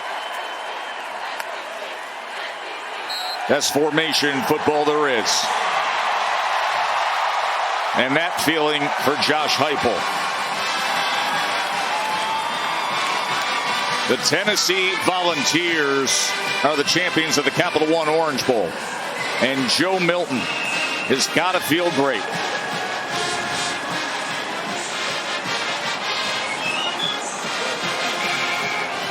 (31-14).